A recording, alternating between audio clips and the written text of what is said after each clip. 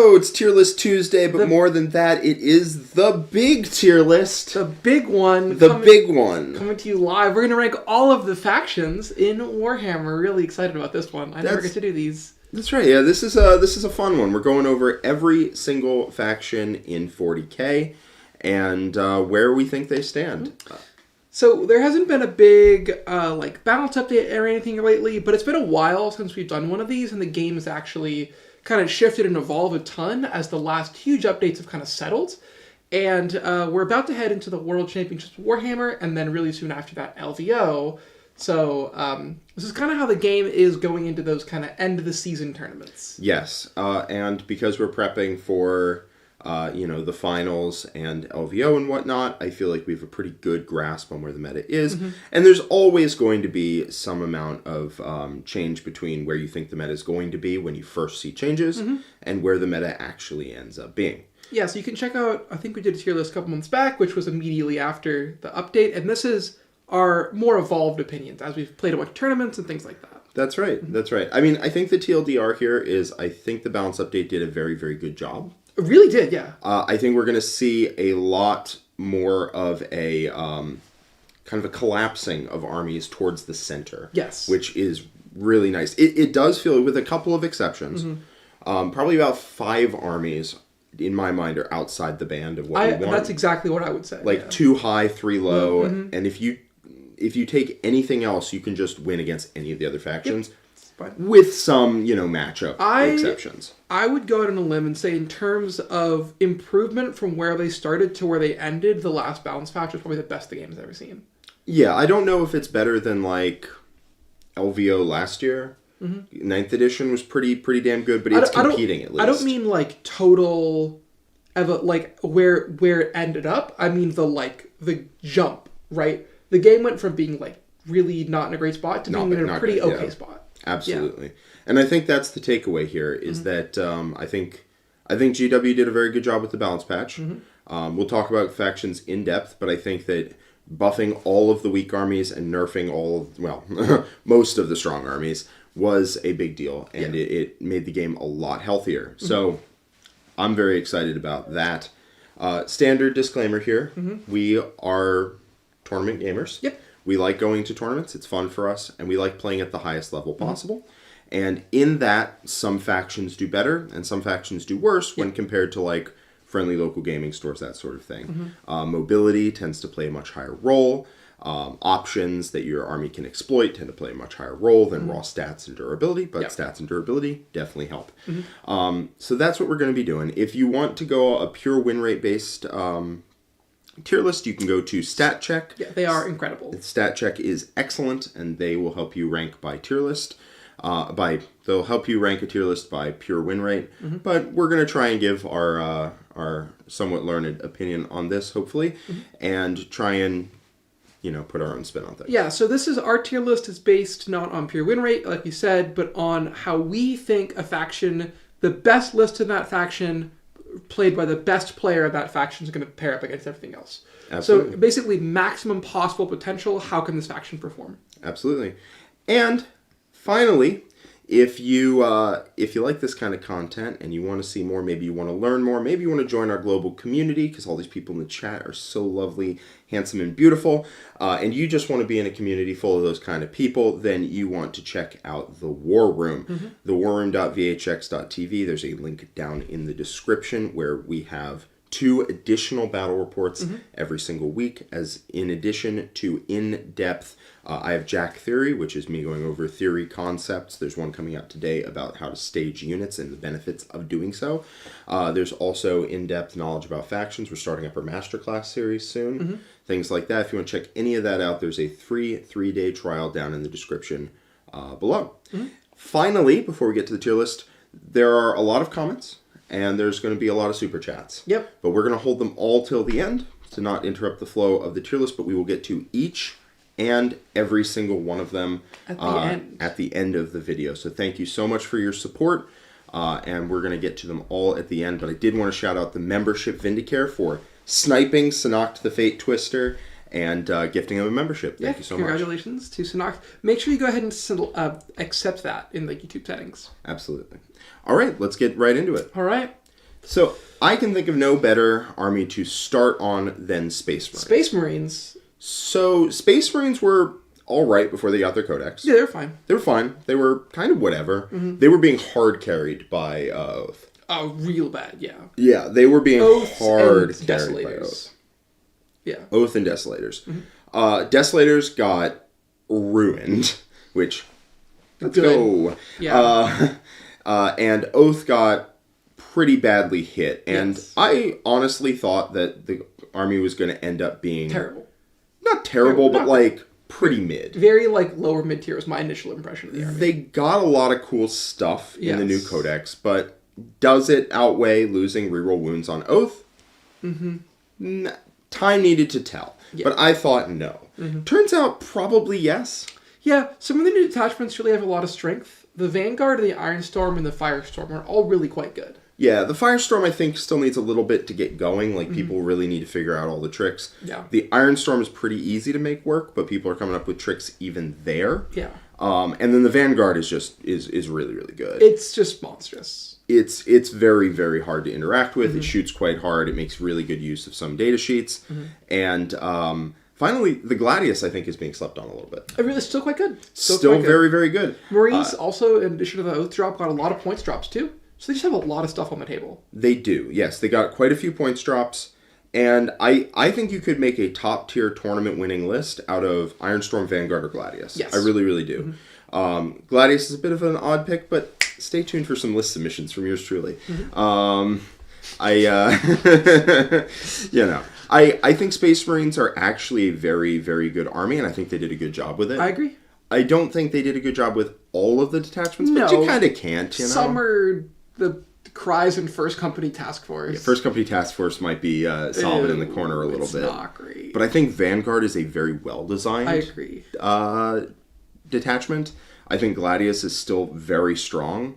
And I think that Ironstorm has that brute strength that you can use. The sheer amount of shooting in vehicles and the Whirlwind Castle you can still get in Ironstorm is oppressive. Yes, the Whirlwind Castle is probably better in Ironstorm than it was beforehand. I agree. Almost certainly better. Yeah. And then the Vanguard lets you do some truly ridiculous things. And I think that gaining points and new detachments in exchange for losing the wound rerolls on Oath, I think actually comes out in Space Marine's favor. I would say they are slightly above where they were before. Yeah, which is fine. They were pretty decent before, and I think they're just a solidly A-tier solid army. A-tier army. That's exactly what I was going to put them. I don't think they're overpowered. I just think they are exactly where Space Marines should be, which is just solid. I think they're just quite good. So the more people do you want to go ahead and take a minute to talk about what we mean when we put something in each of these tier lists? Yeah, sure. Yeah. So broadly speaking, an S-tier faction is one that you'd expect to win a lot of tournaments. It's one of the strongest factions in the game. I would say S tier would be something is not okay with this army. That's a good, so it has a rules interaction that's broken, or it's too cheap, or it does too much damage, or something like that. Or it's a little too good. Honestly, should take some nerfs. S tier is just different to the rest of the game. Just a little too good. A tier is very solid. Yes. You can totally win events with them. You can totally you're not hindering yourself at all by taking them. They're very good. B tier might require a little bit more work on your part, but still they perfectly. have tools. They have winning builds. Expect to see them maybe once a month or two winning a GT. Yeah. And if you put in the work, you're quite good with them, and you have a good run, you could absolutely win an event with B tier army. No questions asked. C tier is hey, Reddit might make a post about you doing well in an event. Yeah. C tier is an army that has fundamental problems to it. Not saying you can't win with it, but it's going to require a lot of effort. You're going to have to outplay people. Maybe it has one kind of weird build or something like that. But even that build's kind of flawed. Yeah. You are going to have to outplay people, sometimes significantly, in order to win games. Yeah. And in order to win events, you have to do so repeatedly. And probably get a little bit lucky too in your pairings. Maybe it has a really bad matchup or something like that. Something like that. Yeah. And D tier is garbage. Yeah, your faction is truly, deeply, and fundamentally flawed. And spoiler alert. There's nothing there. There's not going to be anything in D tier at the end of this video. Previously I would have put Death Guard down there, but they're a lot better now. They got a lot better. I think Drukhari have problems, but I don't think they're garbage. They're not. And yeah, I think that I don't think there's anything that's going to end up in D tier. No. Here. All right. Astra Millitarum, the Imperial Guard. That's right. So Guard are quite good. Yeah. I would say they still have a really good indirect. This is really going to be do. a theme. Some armies do really well because they have good indirect, and Guard are one of them. So Guard, they have good indirect. They have good tough vehicles. They just generically play the game pretty well. Mm-hmm. They don't do any one thing awesome. Right. They kind of have the indirect pretty good, but they don't have like an indirect castle like they used to have. Not anymore. They're just good. Like they're just solid. They have good, cheap throwaway resources. They have solid shooting that will blow you up if you get in line of sight. Yeah, the they have indirect demolishers shoot really hard. They shoot really hard. They can shoot on death. Mm-hmm. They can have really good indirect with manticores, basilisks, that kind of thing. Mm-hmm. They're not actually that bad into CSM or Eldar. They don't. If you build your list properly, you can like take away a lot of the good targets that Eldar has to shoot at. Yeah. And indirect out all their trash, which helps a lot. It tends to struggle a little bit into some Space Marine builds, especially ones that lean into Armor of Contempt. Mm-hmm. But it has a stratagem to improve AP, which can really help like focus down one big thing. Yeah. I think Guard are a decent army. I think they're probably like middle of B tier. I would say that they're like top, towards the top end of B. Okay. For sure. Yeah, they have things going for them, but they're not like oppressive, and they do have weaknesses. Notably, they have a hard time like going and taking like an entrenched position behind a wall or something. Yeah, they can shell it, but they need to shell it until it no longer exists for them to be able to take Lone ops are a problem for Guard. Lone ops are a pretty big problem that you have to find a way to solve. I mean, like Catechins in Chimeras are dirt cheap. They're really good. And have a lot of flamers and, can run up an OC2 on objectives. I think Sanocta is putting it pretty well. I think Guard balance-wise is fine. I think their playstyle just doesn't play 10th edition as well as it could. I agree. But I think their units are good. Like, Dorns are quite solid. They're cheap. They hit hard. They're durable. I think Leman Russ tank commanders are same deal. They're pretty damn good. Yeah. They have some good units. They really do. Yeah. They do. So I think top of B is about right. Yeah. All right. Black Templars. So here, what you were about to say. When we talk about these Codex Divergent Marine chapters, like Templars or Blade Angels, we are specifically rating their unique chapter detachment. Yep. Because we could be like, take one unit of Fenrisian Wolves or whatever and throw it in an Iron Storm and you have a pretty solid list. But that's not Space Wolves. Yeah, now there is enough distinction between Space Marine detachments and the different non-Codex compliant chapters that I think it works to just sort them by detachment now. Yeah, I agree. We didn't do that in the last book, but now I think it's... because the difference between Dark Angels and regular Marines in the last book was, nothing significant. Well, it was significant in that, Dark Angel Gladius was significantly different to the other kind of Gladius.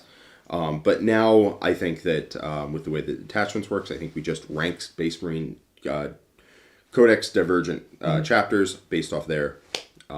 detachment. Right? Yes. So, the Black Templars detachment is pretty solid. It is.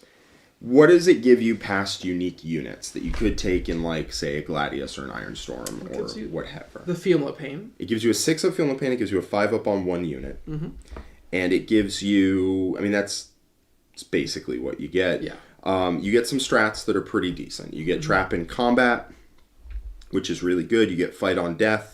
The Trap in Combat, even if it fails, it's not a 4-up, but even if it fails, you still take Desperate Escape Test when you fall back, which half the time can just, if you tag a Wraithguard unit and you pop that, there's no good options here. Yeah. The Wraithguard unit either loses, 4 guys, maybe more, they just have to roll the dice and see. It's not great. Or they're trapped in combat and have to stay there. It's a great strat. They also have a Fight on Death, which if you take the Fiumla Pain is on a 3-up, which is pretty good. Then they can put themselves in different doctrines. There's probably they have Armor Contempt, obviously, but there's probably some I'm forgetting about. It's been a month or two since I played it. So yeah,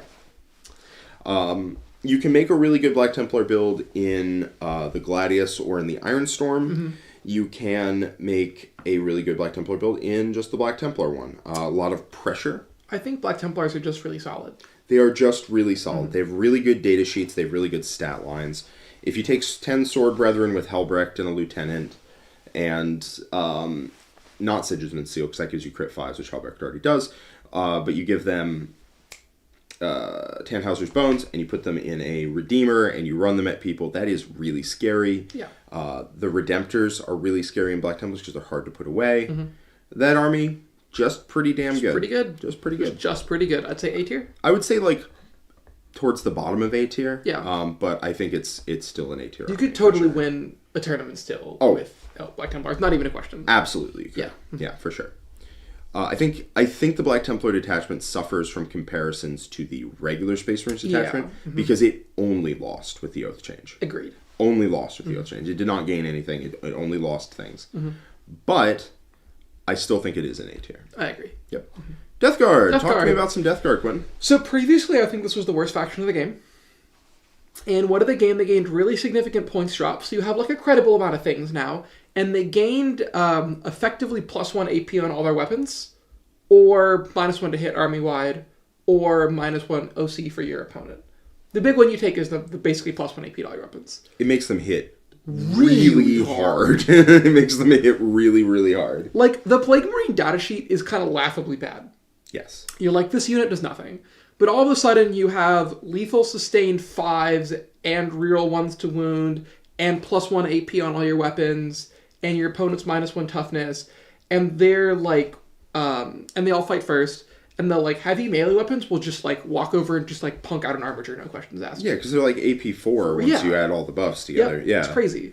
And you got a lot of points things. Drops plus Stuff is not expensive. Plus the rule is just, it's huge. One of the big things I also found is Death Guard are one of the armies that actually just does like a lot of mortals randomly. Yes. Because you can just throw like 4 grenades in a turn, and where the game is getting skewed towards a lot of really high durable armor contempt and cover things, and being able to be like, that Redemptor, gone. Yes. It's really nice.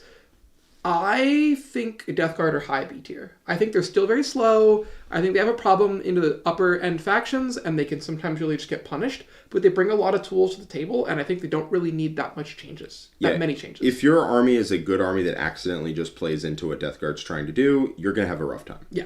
Like, you actually just are. Like, certain Death Guard builds are just like, they're kind of like Custodes used to be. They just win a lot of melee matchups. Because Plague Marines, you don't want to charge them, and they all fight first. And they hit stupidly really hard. And they're pretty good in they're also kind of durable in combat because you can make a -1 damage. Yeah, you could take the -1 like ballistic skill, weapon skill thing. Yeah. And then take smoke or take various other ways of getting -1 to hit. I think smoke's the big one. You get like -2 to hit army wide. It's crazy. Yeah, that's also pretty. Well, Death Guard also has a strap for -1 to hit, and then smoke, so you can be like, these 2 units are -2 to hit. Yep, and then you have Typhus, who makes his unit -1 to hit in combat, and yeah, life gets kind of annoying for people to kill you. Like, I think they have some really cool builds. They do. They, like the Black Templars, are let down by their lack of mobility. Yes. Which they don't really have an answer for. The Black Templars do, Death Guard, kinda. you have to take a bunch of like rhinos and of the blow drones and things like that are pretty fast. Death Guard, they're not perfect. They definitely still have some issues, but they're a solid army. They're a solid army. Substantially better than where they were. Yeah. And I think that's awesome. I think they did a good job with that. Yep. We've got Chaos Demons. An army that got nerfed pretty hard probably did not need it. Yeah, no, they definitely didn't. They got nerfed.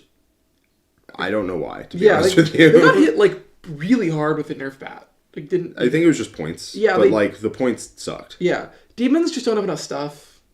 They're very low on amount of stuff. They're very low on ability to kill you. Mm-hmm. So they just can't keep people off of them. Yeah, the problem is they only have Shalaxi to do damage. Shalaxi went up like 50 points, and you still are required to take her. And you still have to take Be'lakor. If you want to keep people off of you. I mean, I see people cutting Be'lakor, I see people cutting Shalaxi, I see people putting all kinds of things in, because the points just hurt. Yeah.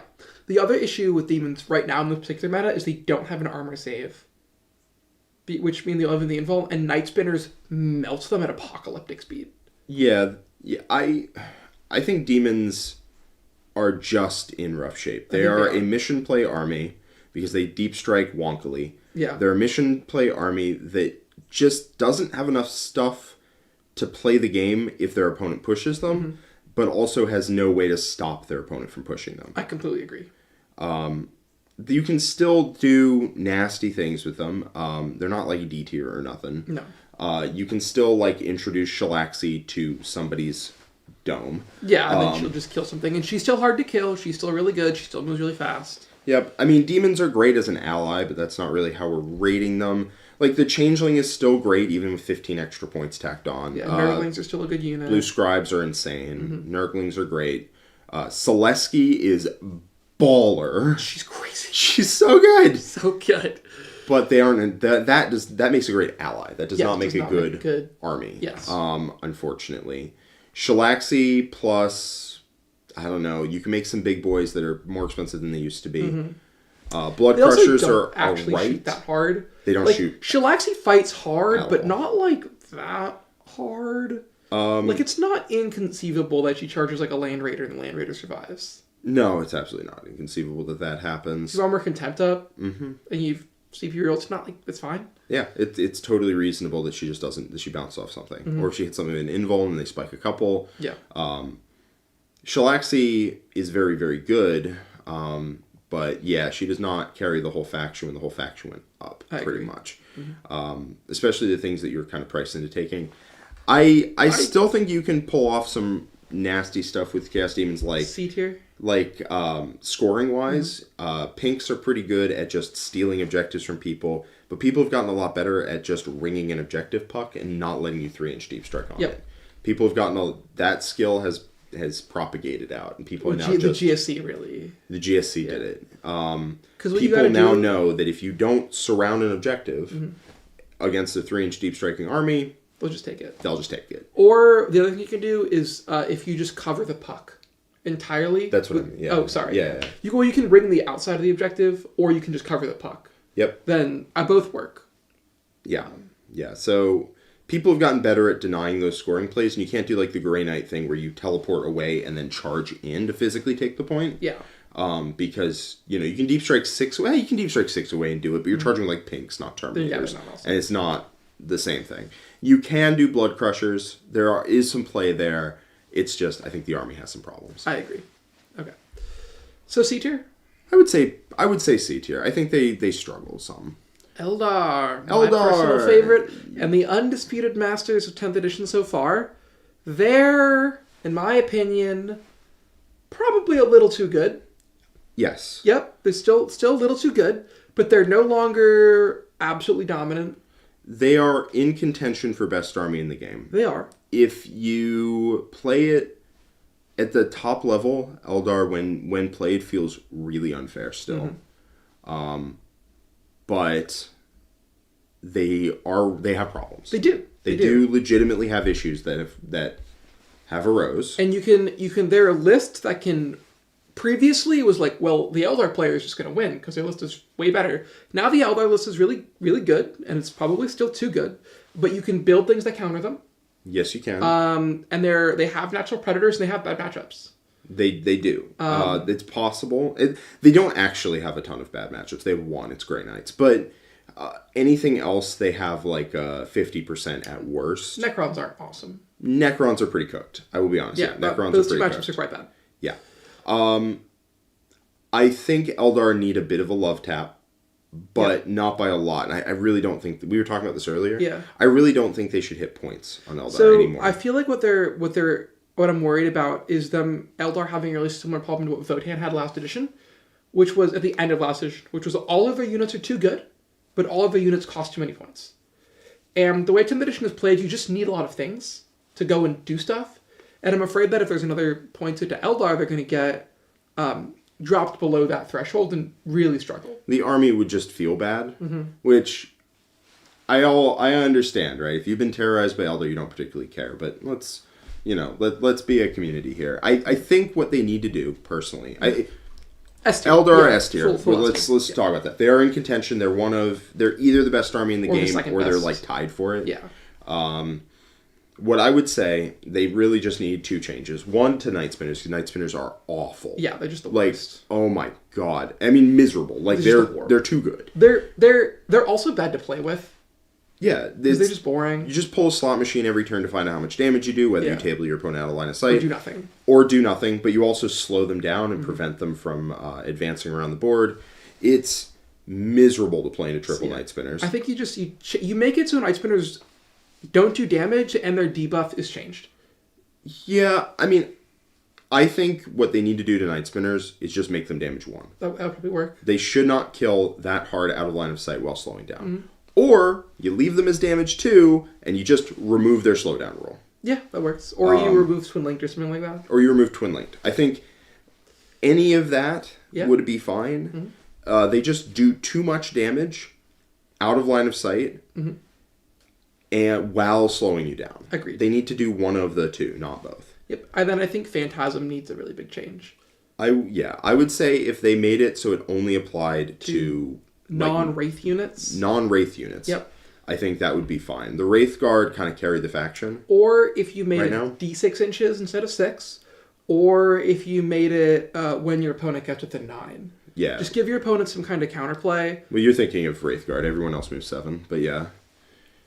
You just only Phantasm Wraith Guard. No, I think other things too. Yeah. No, I'm saying because other abilities, other armies are their moves. It was D6 inches, not the flat 7.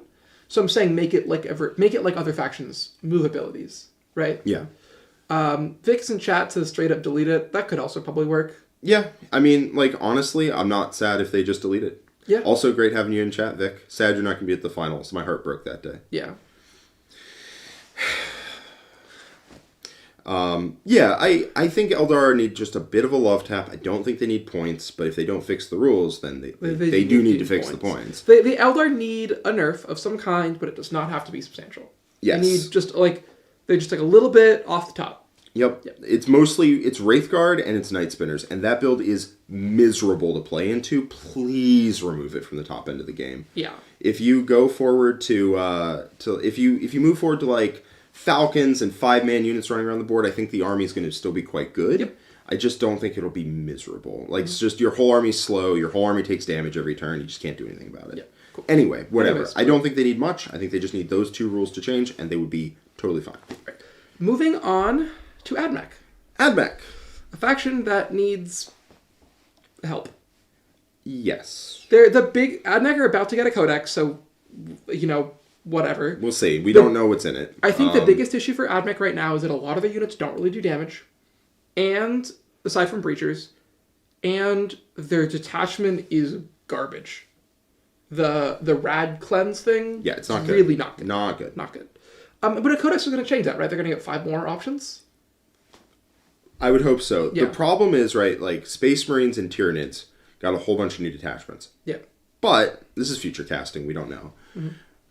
But they didn't get new units. Their units changed very little, if at all. Mm-hmm. Admech's problem, while it is the detachment, it's also the data sheets. That's true. Data sheets are quite bad.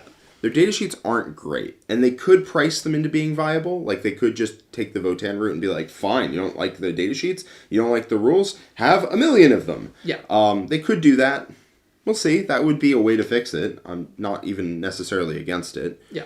We'll have to see what rules they come out with. As it is now, not great. Not great. It's definitely C tier. Yeah, definitely. They are in contention for one of the worst armies in the game. They are down there. Yeah. Yep. Yeah. Mm-hmm. Blood Angel, Sons of Sanguinius detachment.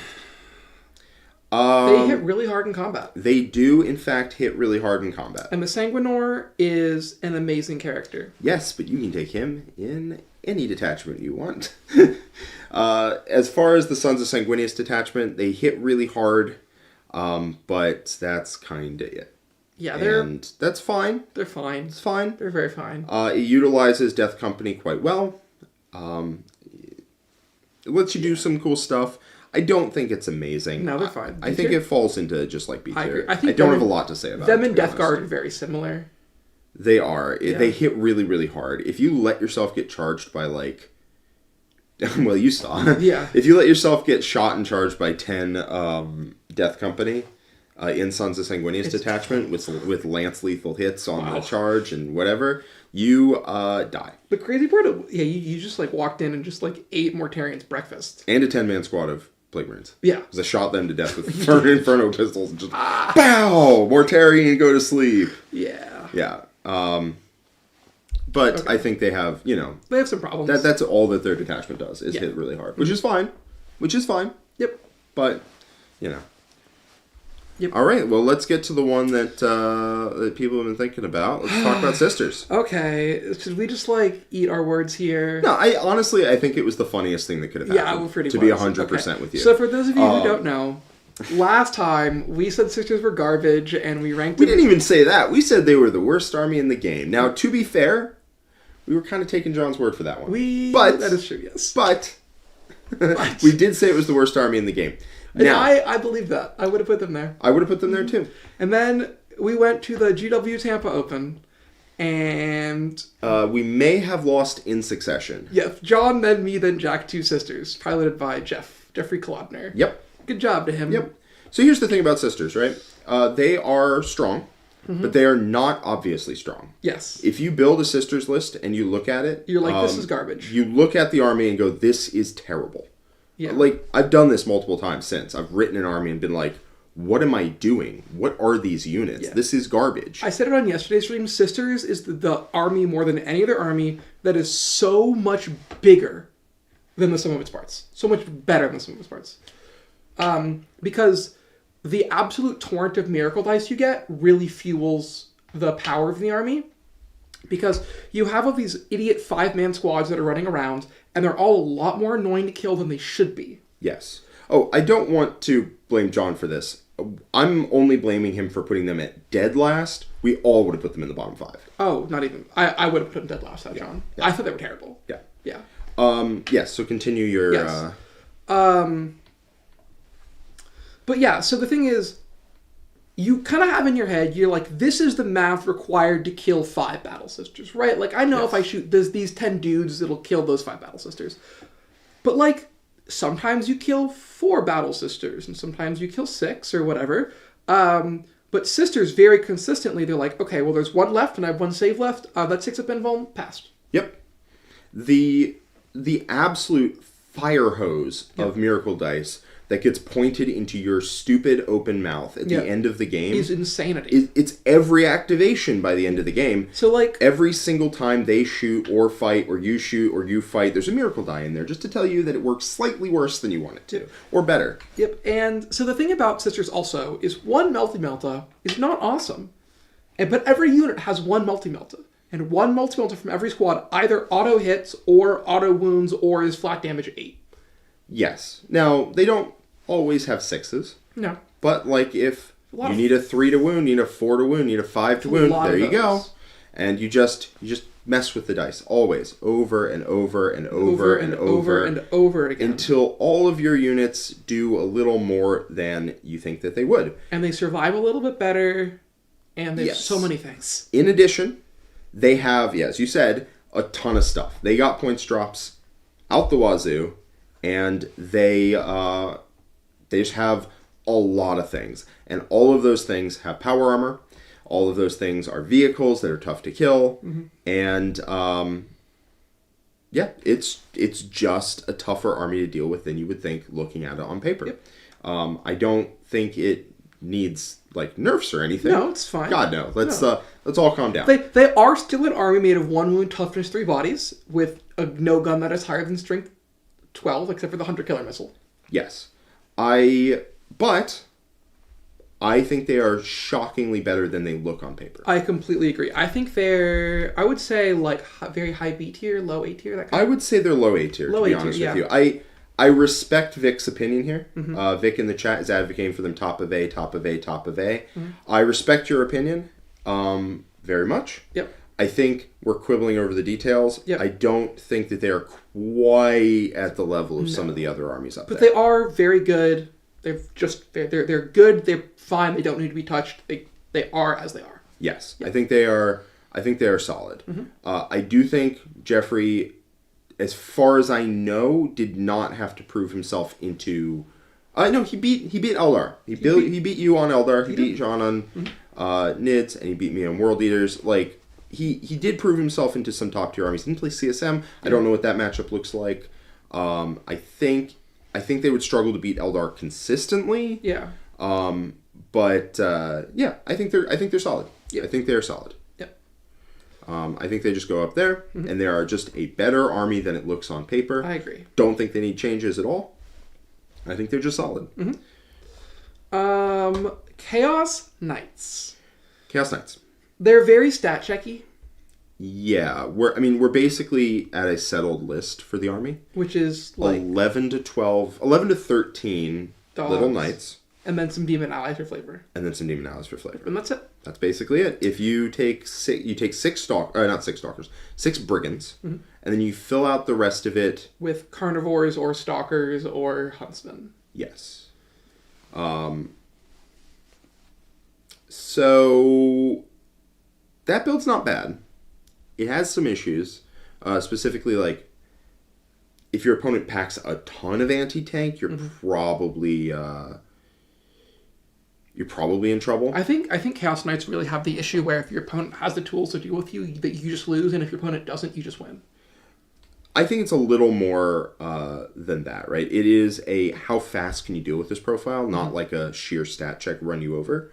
I think it is a how fast can you deal with this while making objectives as miserable as possible to try to take back. That's true. Because if you're wounded at all, you have to take a battle shock if you're within, I think, 12 of any of their guys. And they're also OC 8 each, and it just becomes miserable to try and consistently hold objectives, take objectives, while they are hovering around the midboard on the objectives. Yes. So I could see Chaos Knights doing quite well into a variety of armies. When you played into them last, you did have Fire Prisms. I did. And Avatar and the Wraith Guard. Yes. Which is a hard counter if I've ever seen one. That being said, I think there's a lot of tanks in the meta right now, and so a lot of people are taking those units to kill tanks. And Chaos Knights get kind of caught in the crossfire. I would say, yeah. I think they're like a middle of the pack tier army. Like, yeah, I think they're fine. I think they're fine. Yeah. They are better than just the sheer stat check that it looks like on paper, because they also just dominate the center of the board, control objectives very, very well, make it annoying to try to take objectives off them or to hold objectives against them. Knight of Shades also fundamentally changes the way that a knight army would interact with terrain. Being able to move through or charge through terrain opens up a lot of mobility plays. Yep, and the way it works is you can roll the dice for your charge roll, see if you would make it going through the wall without having to spend the strat. And if you wouldn't make it, so like let's say you need an 8 through a wall. Yeah. You run up to the wall, you roll your charge dice, because you're legally allowed to declare it. And then if you roll a 6, you don't spend anything. Maybe you re-roll it. Yep. If you roll an 8, though, you spend 1 CP to activate Knight of Shades, because it has no timing restriction on it, and you just go right through the wall, which is also a very fundamentally different level of risk that they have to take on, because they just don't. They get to make the charge before they see whether they need to spend a strat. Yeah. It's very good. All right. Custodes. Adeptus Custodes. So Custodes got hit very hard in the balance patch. Yes. I think one of the hardest of any army. One of the hardest because they copped an accidental nerf, in my opinion. Yeah. So GW clearly intended to do some work on Custodes. They nerfed stratagems. Yep. They nerfed unit size. Yep. They nerfed points. Yep. And then they were like, we're good here. We have nerfed the army. Now let's move on to other things. And then they happened, as part of nerfing other things, to change dev wounds. To make devastating wounds not mortal wounds anymore. Yeah. And that was one change too many, and I think it was an accident. That one, because they used to be very good into dev wounds, because dev wounds were mortals, they got a 4-up against mortals. Now dev wounds, not mortals, and Custodes went from great into devastating wounds into terrible, bad into devastating wounds. And that is a change that just kind of sucks. I think they could cop all of the other nerfs. I think they could cop, and it would be totally fine. I think if you just change Custodes to being, you have 4-up against mortal wounds and wounds caused by devastating wounds. Yeah, wounds caused by weapons with devastating wound ability, or keyword, or whatever. I think Custodes would be somewhere in A tier. Yeah. As it is, devastating wounds are pretty common, and Custodes die very fast to them. They do. And that's just not a good combination. Thinking B tier, low B tier. I think they're like hovering around this area. I think they're going to get pushed down as more things get added. Yeah, I think that's where I put them. I think they're a little better than Death Guard. I think so. But I think I think they're like up here. If they just undo that devastating wounds change, I think they'd be in a really good spot. As is, they struggle just because if you look into the top armies as well, it just gets miserable. Like, if you look at CSM, you can make it work because, like, the Chosen, you can fight first and kill them. The problem is Forge Fiends are just, abysmally bad the Blitz are fine, but the Forge Fiends suck really bad. But you could probably make that matchup work or favorable. Fine. Eldar is just... It's all bad. Not only do they do a lot of their damage with Dev Wounds, but they also remove your ability to advance, slow you down, and you're just like, sad. I think literally they could change not a thing and just make it a forward feel no pain against Dev Wounds as well, and you're like there. Yeah. It's just they went from not dying to Dev Wounds to just dying so fast to Dev Wounds. Yeah. I think it's a problem, but I think they're like a middle of the pack army. I think a lot of people gave up on them. Yeah, no, I played them into you for my first time, and there's definitely some strength there. Yeah, I mean, I played into Nick's Death Guard, and I beat him up. I just think people don't want to play the army, because it doesn't feel great at the moment. No, it doesn't. It doesn't feel fun to play right now. Yeah. All right. Drukhari. Take it away, Quinton. This is an army, and its biggest issue is it just doesn't do any melee damage. There's like one good melee unit in the entire book, and that's Lilith Hesperex, which you have to pay for witches behind her, and the witches aren't great. And it's sort of fast, but not like lightning fast. And it's made entirely of paper. There's like not a durable thing in this army. Even the class and stuff is pretty tough. And so a lot of what you take here is lances, which A, the biggest issue doesn't feel like Drukhari, and B, doesn't actually like do that much sometimes. Yeah, so it's got the problem that your whole army, if it shoots at things, can kill it. Yeah. But that's not how 40k works. No. You're never converging your entire army on something to shoot it. And you want to, like, you have to move your whole army out of the center, and Scourges fire and fade, but like Ravagers don't. And they're kind of big and bulky, and they just like shoot you with a bunch of lances, but if you're not vulnerable to lances, they don't really do anything. Yeah, and even if you are vulnerable to lances, you can still punish them for their lack of durability. Yeah. Because they can't go on a point, they can't stand. Yeah, that's been my biggest issue whenever I play Drukhari, is I'm like, I have absolutely no idea what is supposed to stand on this point in the open. Yeah. I mean, so it's still faster than your average army. And it has the ability to do damage in weird ways. Yeah, and the Dark Lance is a good profile. Yes. So we recently saw Skari doing really well. I think he won an event. Yeah, he just won a GT. He just won a GT with Drukhari. And I am willing to say that I think that was mostly Skari. I agree. To be honest with you. I don't think the army was contributing nearly as much as it was that Skari is just quite good. Yep. Or did I say Skari or Drukhari? Skari is good, Drukhari is bad. No, I think they're the worst army in the game. I think that them and Admech can have a spirited debate over who is better or worse. It's certainly one of them. But I'm willing to put Drukhari as the current worst army in the game. If them or Admech, one or the other, they're quite bad. Yes. Once again, we're going to be getting to all Super Chats at the end of the video. Yep. But we will get to every single one. Do not worry. You want to talk about another spirited debate for who's better or worse? CSM, very, very good army. Up there with Eldar for sure. Yep. Now the question is who is better between the two of them, and I personally would say Eldar, but not by a lot. Probably Eldar, but it's one of those like 51-49 kind of things. They're both very good.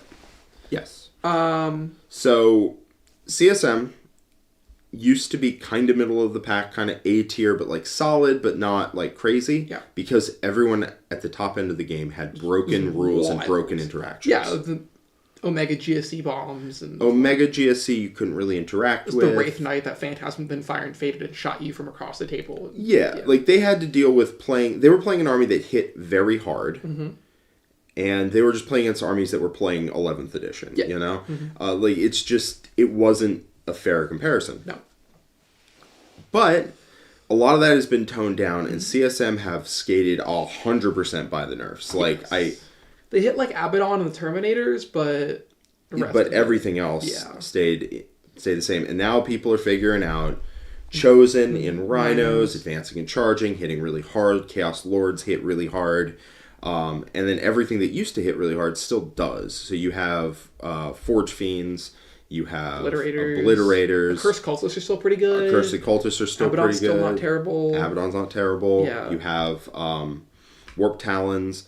Basically, here's the thing. CSM is the platonic ideal of an MSU army. Because you can take a lot of stuff. So many things. You can take a lot of stuff because you don't have to put a lot of points in one place to do damage. You don't. Because every unit has sustained or lethal, and that really just adds up. And a lot of it has access to rerolls to hit or wound. Rerolls to hit and wound. Yep.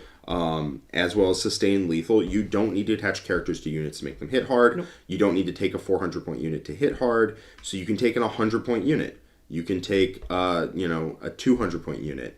You can take a 295-point unit, which is a 10-man chosen plus a lore, 295, and it hits as hard as other armies like 500-point units. Yep.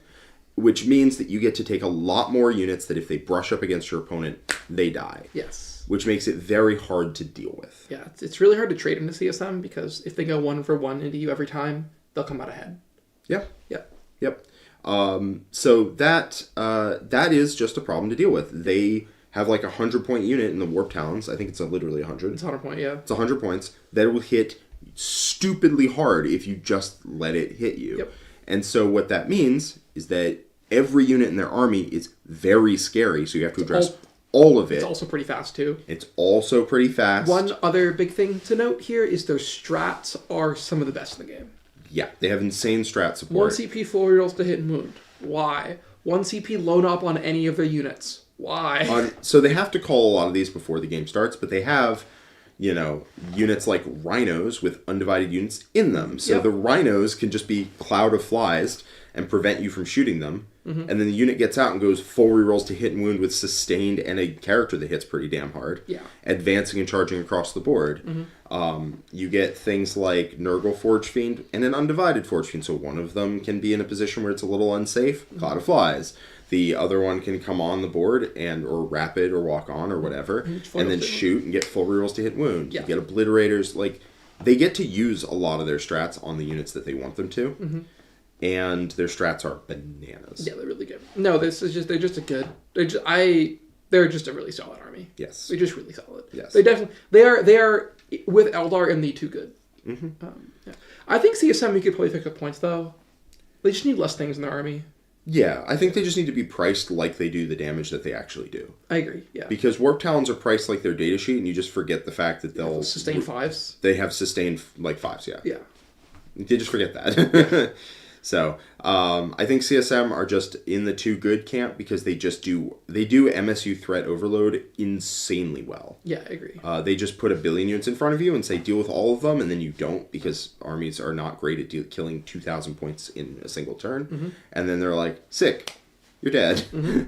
In addition, a Blitz get indirect, which means on the drop turn, they're going to shoot something with the Forge Fiend, and it's going to die. They're going to shoot something with a bunch of their Blitz, even if you try to hide, or they deep strike down and get line of sight, and then mean that you can't avoid them the following turn because they fire indirect. So they make their whole army a threat, and then they drop down, do some amount of damage, charge you with Chosen, do some amount of damage, and then, so they've hit you, you're hurting, right? You've taken some amount of damage. You've taken 400, 500 points worth of damage. You return fire. You don't get everything, because as I said, 10th edition armies aren't great at just peeling 2k in a single turn. And then they're just on top of you. Yeah. The other big thing about CSM that a lot of armies don't do is they're a true multi-phase threat. They have very good shooting and very good combat, which means it's really hard to hide in walls and corners because you'll get charged, and it's hard to hide because you get shot. Yes. And they are situationally durable, because they can just say, you cannot shoot me. Yeah, free armor contempt. Or free armor contempt on a Chosen Lord package, which gets around the fact that it's 2 CP for them. Yeah, I agree. So, you could make a substantial argument, I wouldn't necessarily disagree with, that CSM is better than Eldar. I certainly think it has a more well-rounded skill set than Eldar. Agree, yeah. But I think Eldar still has the more powerful I think interactions. Eldar is propped up by a few incredibly powerful, obviously broken interactions like Night Spinners and Phantasm, but I think the CSM depth is better. Yes. Yeah. And I think CSM don't have like a couple matchups that they ruin. Mm-hmm. I think they're good I think they're like pretty 55 to 60% into all of the good armies. Yeah, I agree. Which is very strong. And Eldar are like, they have some armies that are like, I'm going to win this 95% of the time. And there's some matches where I'm like, I'm never going to win this. Yeah. So I think Eldar are a little stronger, but ultimately I don't particularly care about the argument between the two. Okay. Dark Angels, Unforgiven Task Force. Yes. We saw this just got second place at the California Cup. Was with Unforgiven. Yeah. Yeah. Yeah, so he got second place. He was actually using... So it turns out the Unforgiven Task Force just has like a good suite of strats, which is what he was using. And good suite of strats and good suite of relics, too. It's totally fine. You look through them and you're like, oh, yeah, it's not bad. Yep. I think I would still rather have Advance in Charge in my Terminators. Yeah, I would rather probably not play the Unforgiven Task Force, but I can see what he's going for. I agree. Spatho is a pretty good player, I've heard. I may have met him. My memory is trash. My memory is solidly D tier. Yeah, it's pretty bad. It's pretty not great. But I have had rave reviews of his play skill, and he swears by the list, and he did really damn well with it. Mm-hmm. And it has some good strats, and it's impossible to battle shock. In fact, don't even try. Nope. The army gets actively better when you battle shock it. Yes. So I think the problem is it's still just a worse Gladius. I think it is a worse Gladius for sure. I don't think it's like C tier or anything, but I think it's like I think it's there, yeah, with Custodes. Just somewhere in the middle of the pack. I think its stratagems are good, but that is like most of what it gets. I agree. It's just got the stratagems. Okay. All right. Deathwatch. Deathwatch is like the Unforgiven Task Force, but way worse. But where it doesn't have good strats either. Yeah. So the Death Guard strats or Deathwatch strats were awesome. They were really good because you could use them on anything, and then they got changed so that you can only use it on bolter weapons. Yes. And that sucks, because bolt weapons are terrible. Yeah, they're not great. Generically. Like, they're fine for you're paying not a lot of points, and you get bolters, and that's dope. Yeah. But you're not using that as your damage dealers, especially now that Sternguard got iced. Yeah, it's like basically just aggressors and the bolter inceptors can use the strats. But it's like fine. They're fine, but they teleport. They're also got a big points increase. They were really good. I think they're down there with like Chaos Demons. I would say that they're. I mean, I could see them in D tier or C tier. C tier. I think that's fair. Yeah, they're C tier army. They're just not great. Their strats got nerfed. Their units got nerfed. Not ideal. Yeah, I agree. I mean, I could see them just like... The problem is, am I really taking this detachment? Over a Gladius? And then if you're taking a Gladius, you're not taking their unique units. Yeah. It's not awesome. Yeah. Yeah. Oh, it looks like John's on the in the chat. Let's talk about Grey Knights. All right. Grey Knights. So Grey Knights are an army close to my heart right now. And I'm still kind of surprised I haven't taken them to a singles event, but like you can only take one army to a singles event, you know? Yeah. I can't show up with every single army that I want to play all the time. They're complicated. They are very complicated. They're very complicated. They are good. They are very good. They're a good army, but they have some issues. They do. And they have some things that they prey on. So they are a very high movement-based army because when you get close to them, they teleport. They can then rapid ingress and go charge things, so they're never really off the board, unlike a lot of the reserve armies where when they do come off the board, they have to come in a position that's kind of like not as good. Because you come off in the movement phase, you can go into strat reserves in the movement phase and come back down with rapid ingress. You can pull in one place and hit them in another. Yep. And that is pretty big because, as I said, people are 3-inch ringing out objectives. Games into Grey Knights don't feel like games into any other army in 10th edition. It doesn't feel like playing 40k. Yeah. It's very weird. It rewards a specialized skill set. Yep. And I just don't think that's going to be supported by a generalized win rate. Now, I haven't taken it to an event recently, and there's reasons for that. The reasons are partly that I just wanted to mix things up, and I wanted to take different armies. Super excited for World Eaters. Really wanted to play them because they were fun as hell. I played a practice game with it, and I was like, that's awesome. That's what Jack does. Yeah, and then I took it to an event because they were fun as hell. Same thing with Black Templars. They were fun as hell, and then suddenly I just haven't taken Grey Knights to an event. Yep. I think they're very good into Eldar when you get the matchup down. When you get it down, I think you should win that almost every time. Yes. It was roughly even when they had Wraith Knights that could delete an entire unit of Terminators, but now that they don't, the matchup does favor you quite significantly. Yeah, it's an army that really plays on... You kind of have to touch the stove a couple times to find out how hot it is. Yeah, if your opponent does not have practice into Grey Knights and you are good with Grey Knights, then you should win that game. Yes. Most of the time. They just don't... There's a certain pace to a Grey Knights game that is different to normal games, that you know what it looks like when you're winning, and you can make that happen, and your opponent doesn't really know what they're getting into. Yeah. And if you play it, again, this requires a lot of practice. It is not a transferable skill at all, and it requires play a very specific type of play. But I think it's quite good. People were saying it's only good in teams. I don't think that's true. No. I think it's still quite good in singles. It has some interesting matchups. Eldar, it should beat every single time if you know what you're doing. I played you, I want to say, on stream not that long ago. A month ago, I think? Maybe a month ago. It's in the forum if you want to check it out. You have played that matchup more than anyone except possibly Mad Shuckman. Yeah. We played a ton of games going into We played a ton of games going to WTC. Yep. You had bottom of turn, and you you played very, very well, and I still won that game. Not by a lot, but I still did. It's 5 points or something like that. It was, yeah. So you should win that game every time into Eldar, basically. Into CSM, you probably lose that game about 60% of the time if you really know what you're doing. Yep. Space Marines can be a little on the rough side, especially with... their indirect's not a big deal, but Redemptors you have no answer for. Plasma cannons are pretty ridiculous into you. And then a lot of a Land Raider is an existential threat because the Land Raider moves up to 9.1 away, drops a unit 6.1 away from you, and that is not a move. Yeah. So you don't get to teleport away, and then they get to just... Yeah. And that is just an existential threat that you don't have a great way around to be 100% with you.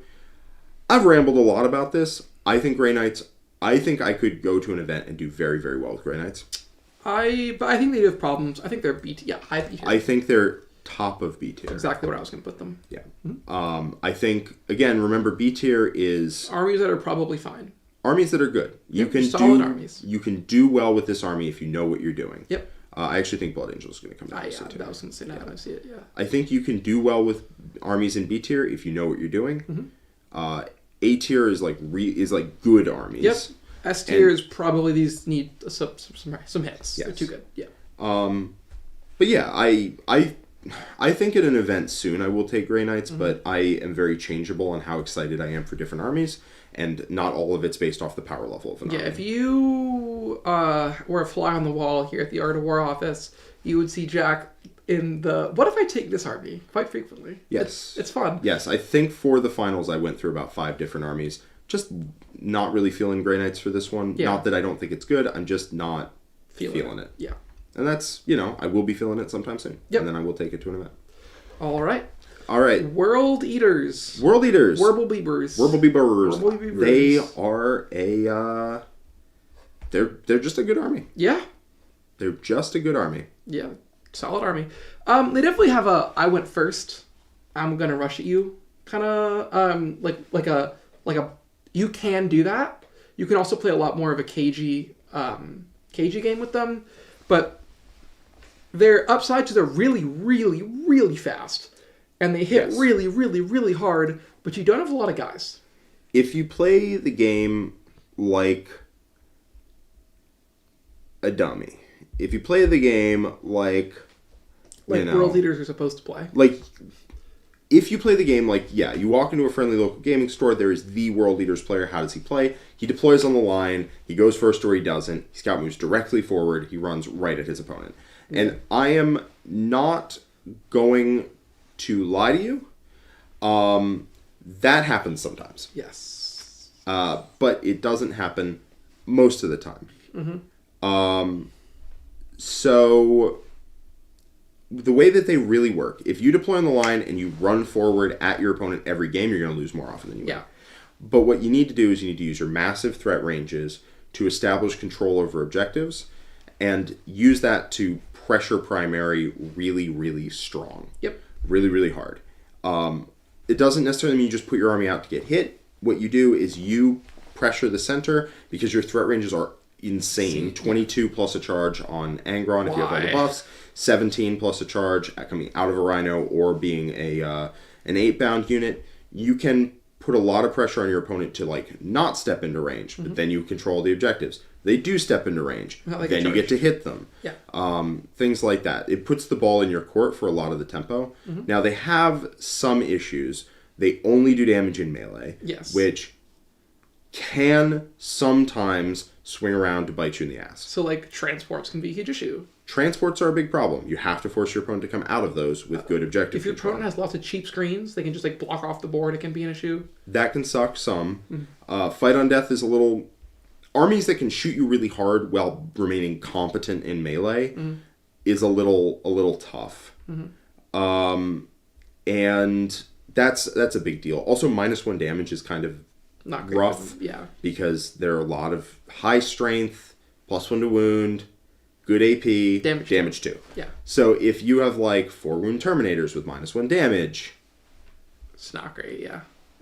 You got some issues there. If especially if that's backed up by an army that can shred you in shooting. Anthony had a hell of a time into the aforementioned Unforgiven Task Force list because of that reason. His whole army hit a unit of Terminators and killed 5 of them, not 10, and he was getting shredded in shooting. So there are some downsides to being only melee. Now that being said, you have the punch to kill armies when you hit them. And that helps. And you have massive threat ranges, which helps control the board. So I think they're a very solid army. They're not like S tier, which they would be if they had answers to all of those things. But if they had good answers. They do have answers. But I think that they are just a solidly very good army. But you do have to know how to play a melee army well. And not just run at your opponent. If you just run at your opponent, it's like, I don't know, here or something. But you need to know how to use your threat ranges and to scare your opponent, to control objectives, to control the pace of the game. Because you don't have a ton of units, and you don't have great answers to things that aren't answered just by combat. I noticed that there is someone in the chat who's very upset about the Grey Knights rankings, saying, what was it, that if they beat Eldar, they should be in S tier. That's not how that works. If they beat Eldar and then have game into the rest of it, but some of it can be a little rough, then they belong in B tier. They're a very specialized army. They are. GSC, an army that also got hit pretty hard, and one that I really kind of vanished after the nerf. There's always been kind of a specialty faction. They have a lot of guys that are kind of hard to play, and they no longer come back to life infinitely, but I think they're still pretty solid. I think they are pretty solid. I think it's the same thing as Custodes, where people like dropped the army. A lot of it, like when the army changed, I think they just dropped the army. They are significantly less strong than they were before. And I'll be 100%. I'm not really sure where they are now. I think they're like bottom A tier. They're still really good. They have a lot of tricks. The bomb squads are still insanity. That didn't change. They still shoot really hard. That didn't change. The battle lines still sometimes come back to life. That changed a lot. Abominants are still good. They not coming back to life is a significant downside. Not coming back to life as well, because you do actually run out, and they were very good at just keeping you boxed out because their whole army would come back to life every turn. So I just haven't seen anyone play them. Like, I still think there's power in the army, but like I just haven't seen anyone put them on the board. I played one game in the Nick since the thing. How'd that go? I beat him, but it was close. I mean, that's a very Eldar thing, right? Like he has big units that can be on objectives and get him points. and so you controlled the game, but you weren't going to blow them out. Mm-hmm. I still think they have enough strength. I still think they just dumpster a lot of matchups. They can. The issue is people are moving a lot towards transports right now. That's true. That does. Transports are a problem for GSA. They are. I am going to speculatively put them in mid B tier. I'm going higher than that. You think so? I think so. I think they're better than Grey Knights. I say bottom A tier, top up B tier. It's my assumption. Okay. I'm going to put them just below Grey Knights to trigger that one person. Okay. Imperial Knights. Imperial Knights got hit really very hard. Many times. Probably a little too hard, I would say. They really just don't have a lot of things anymore, and they're no longer, hey, I go first, I shoot you really hard, because towering's no longer a thing. Yes. Yeah, they lost the raw power of towering, of just like, hey, I'm going to blow you up in your deployment zone. Yeah. Just a little on the, unfortunate end for them, I guess. But, and they also lost the power of bondsman oaths affecting the big knights. Yeah, I don't know, but they are still a durable army, but like the problem is if you kill one or two alarm mergers, they just don't have things to do things. Yeah. One thing I also found out to John, we played a game, I think just went live, Death Guard versus Imperial Knights, they can't fall back and do anything. Yes. So like if you just tag them, you just survive. Yes. I would put them in like top of C tier. Yeah. They are an unwieldy army now. They are. They're just an unwieldy army. Mm-hmm. And it sucks. They lost a lot of their power because the bondsman oath doesn't affect the guy giving it. They didn't get anything back for that. No. And then towering doesn't let them like compensate for it by just scamming people on a go first roll. Yeah. Now they have to like play the game, but they're just worse at doing that. Yeah, I agree. And as they have to move up the table in order to get lines of sight, they can get tagged very easily. Mm-hmm. And if they get tagged and they don't punch their way out of the combat, they can't do anything. They really just can't. Stand there. Yeah, like I had, like, John's Crusader lived in combat with the bloat drone for like 3 turns. Like, because he couldn't kill it and he couldn't shoot it, so he just stayed there. Yeah. So like, did like 2 damage every turn. It was great. Yeah. I think I would agree. Yeah, they need either points drops or their ability reverted. Yeah. Something. Mm-hmm. I would say like points drops would help them a lot. They need more stuff. Yeah, I agree. All right, Necrons. An army that makes Quinton very sad. But I thought they were going to be a lot more dominant meta than they are. They have a lot of strong units. They have Warrior Bricks are really good. Lich Guard are still pretty good. The Transcendent Catan is still pretty good. Silent King's pretty good. But they really don't do a lot of damage. And they're pretty slow. And a lot of the top armies can really just be like, that's a Warrior Brick? No, it's not anymore. Yes. I think if you show up and you cannot deal with Necrons, you are going to have a bad time. Yep. Like, you are going to have... So you know that meme of the different kinds of headaches? Right? There's like, if you feel the pain here, it's a this kind of headache. And if you feel the pain here, it's like a stress headache. And if you feel the pain... And then there's just one picture that's just full head, just completely covered with pain. That is, you played a game into Necrons, but did not have the ability to remove 20 warriors. If you want to watch me suffer... and you probably should. You should. It's very fun. If you say, I don't like Aeldar, and I want to watch Aeldar players pay for their sins, there's a video in the War Room of me playing into Siegs' Necrons, and I get absolutely mollywopped. Yeah, you get destroyed. Which is so funny, because top of 2, you like come up with this complicated plan that doesn't matter at all. No. Like, you come up with this super cool plan to like introduce your avatar into his backlines and kill all of his backline supporting stuff. Yeah. You're gonna kill this character, and you kill the reanimator. The plan works flawlessly, by the way. Everything goes to plan. Amazing. It doesn't matter. You kill everything in his backfield, and Sieg's just like, oh no. Anyway, and then just proceeds to ice you. Yeah. Just can't take objectives back for love nor money. Just can't do a single thing about it. There's 20 warriors on the center objective that have wrapped half my models, and I can't do anything about it. It was the worst. Yeah. Yeah, like, did you have Wraithguard in that game? I think you did. You were playing, super complex. It was my, it was the day after Crucible. Yeah. So you're having, Wraithguard shoot and kill, 8 warriors that immediately all come back to life, and then just completely wrap your Wraith Guard because you can Phantasm, but like why? And then they tag you and you're like, oh, and then you have to fall back through them. It's just not great. It was so miserable. I got a headache watching it. That being said, I mean, you know, if you watch it with the idea of Quinton is going to feel pain and I'm going to enjoy that, it's great. It's great. It's awesome. That being said, they have some issues. The issue is See, I can't kill 10-20 warriors, but like some factions just do. Yes. Like Tau, gone. Tau, gone. World Leaders, gone. CSM, gone. I mean, that's most of it, but like the Gladius can kill them. 100%. So the Aggressor Brick. The Black Templars, if you have like a big unit of anything, it'll kill them because you just have a ton of attacks. Yeah. Sisters probably don't kill them. I would be shocked if they did, and I think Sisters lose to Necrons. I think they're like a B tier faction. Yeah, I think they're a B tier faction. Down there with like GSC. Their win rate is shockingly low. Yeah. Sometimes win rates are just not, in our opinion, representative of the strength of the army. Nope. I think Necrons are like here-ish. I'm going to reorder some of these. I think Death Guard are better than Necrons.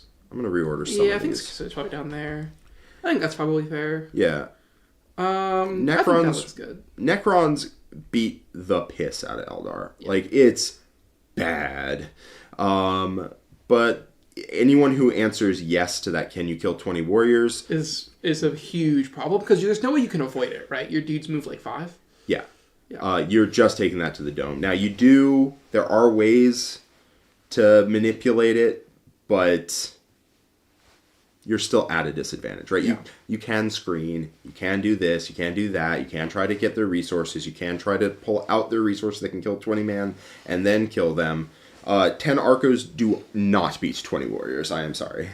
10 Arcoflagellants might have a lot of attacks, but they're going to bounce off of them quite quickly. The Warrior Brick is very durable. The Warrior Brick is insanely durable. This is not an easy thing to kill, right? You have a unit that has the 2 dudes at the front with 2 wounds, with a 4-up feel no pain, 3-up armor, 4-up invul a lot of the time. Either -1 to hit, or a 5-up feel no pain on the unit, or 4-up invul. Yeah, 10 Arcos don't really scratch the paint on that. Like, they'll hurt, right? You almost certainly get through the 2 idiots at the front, but you're not going to kill enough of the unit after that to have them all just come back. Yeah. So Necrons are very binary. If you can kill 20 warriors, then Necrons are a severe disadvantage. But if you can't, and the Necron player is good and knows how to play for objectives, you are SOL. Yeah, it's really not great. So Eldar, funnily enough, answers no to that question. They cannot kill 20 warriors, and they have a bad time. But a lot of these other top armies can do it. Mm-hmm. And that is a problem. Mm-hmm. All right. Orks. I think Orks are pretty solid. I think Orks are quite good. I think Orks have a lot of good units. I think their units they have are pretty tough. I think they hit pretty hard. I think they have a problem with like 2-up save plus armor and contempt. But if you're not that, you just fold over. With that being said, you can get around 2-up saves armor of contempt if you play the fight phase properly, mm-hmm. and you can make sure that they can't like interrupt, make sure that they're tied up in combat or whatnot, make sure that you get to hit multiple units on the same thing, or you hit a lot of different units at the same time, so armor of contempt can only go in like one place. If you can manipulate that, then I think you're doing quite well. Yep. But yes, they do have a problem with like a big brick of something with armor of contempt walking you down. Mm-hmm. So CSM is a problematic matchup. Mm-hmm. Now, Eldar, we would need to test that, but I think okay. Orks can do okay in that matchup. Yeah, I think it's pretty coin flippy. I would say into the rest of the game, you just get a lot of stuff. Yeah, it all hits really hard. All hits okay. Yeah. Like if you go for the lot of stuff route, it all hits all right. Their truck spam list is legitimately a ton of stuff that all score 1,000,000 points. Yeah, at WTC, our Orc player Lucas Troller had 9 truck or truck equivalents full of boys. Yep, he had 6 trucks and 3 big tracks, and he filled them all with stuff. And then it was just way too much for his opponent to deal with.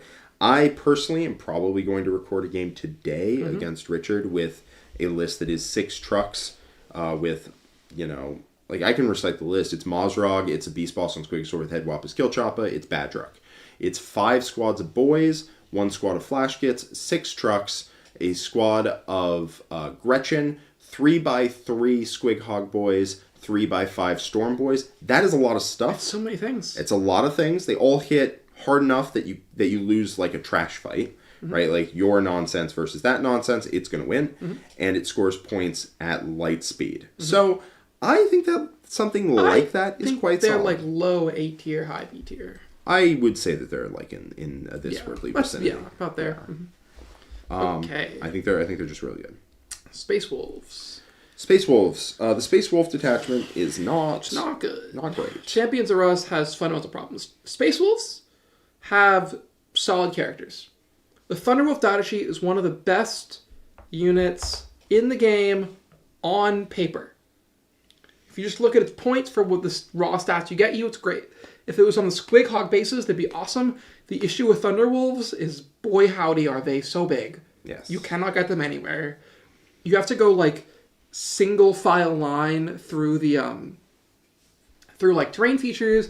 It's actually really hard to get all of your guys to fight, because if you have to base, so, like, a lot of times the front, like, 2 dudes will block out the back guys from getting into combat.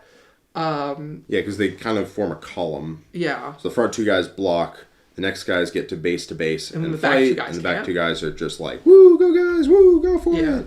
Also, if you charge them, Thunderbolts are not that awesome. So, additionally, Champions of Rust is probably the worst Space Marine detachment.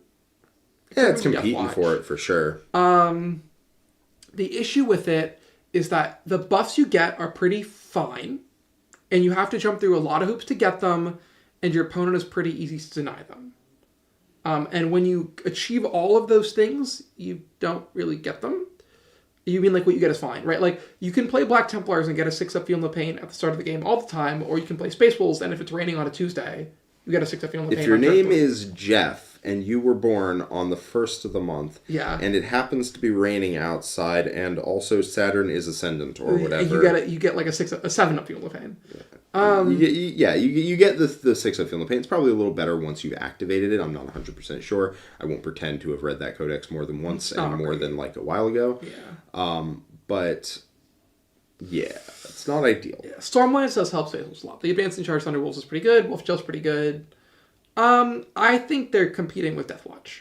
Yeah, the actual Champions of Rust detachment is not awesome. There are some solid Space Wolf units. A lot of the characters are pretty good. 1 unit of Thunderwolf Cavalry is pretty good. Fenrizine Wolves are amazing. They hit the units. Their characters are quite solid. Yes.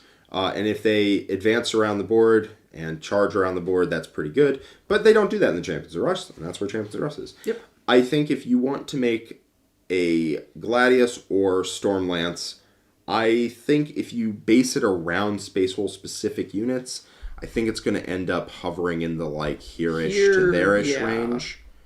I think that's not great. I agree. I would say Space Wolf specific characters hold them better than Deathwatch. Yeah. Although, I'm just going to give a quick disclaimer. Ranking in the tiers is hard. Is kind of pointless. Yeah. We can be like top of B, bottom of B, but that's like just kind of a vibe. It's not like, is Grey Knights better than GSC? Specifically, like, I don't know. It's hard to say. It's a very non-exact science.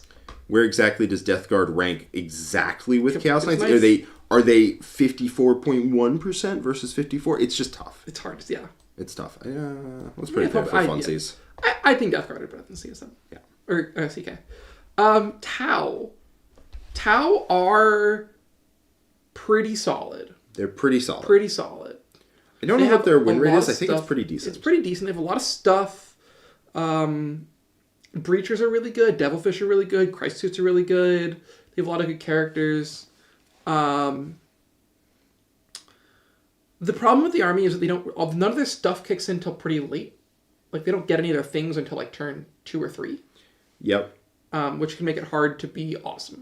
They have fundamental flaws, right? They have benefits, and the benefits are they hit with the force of God himself. Yep. If they shoot you, you are dead. I'm sorry, that's just it. Like, Yep. especially crisis suits, you're just gone. Goodbye.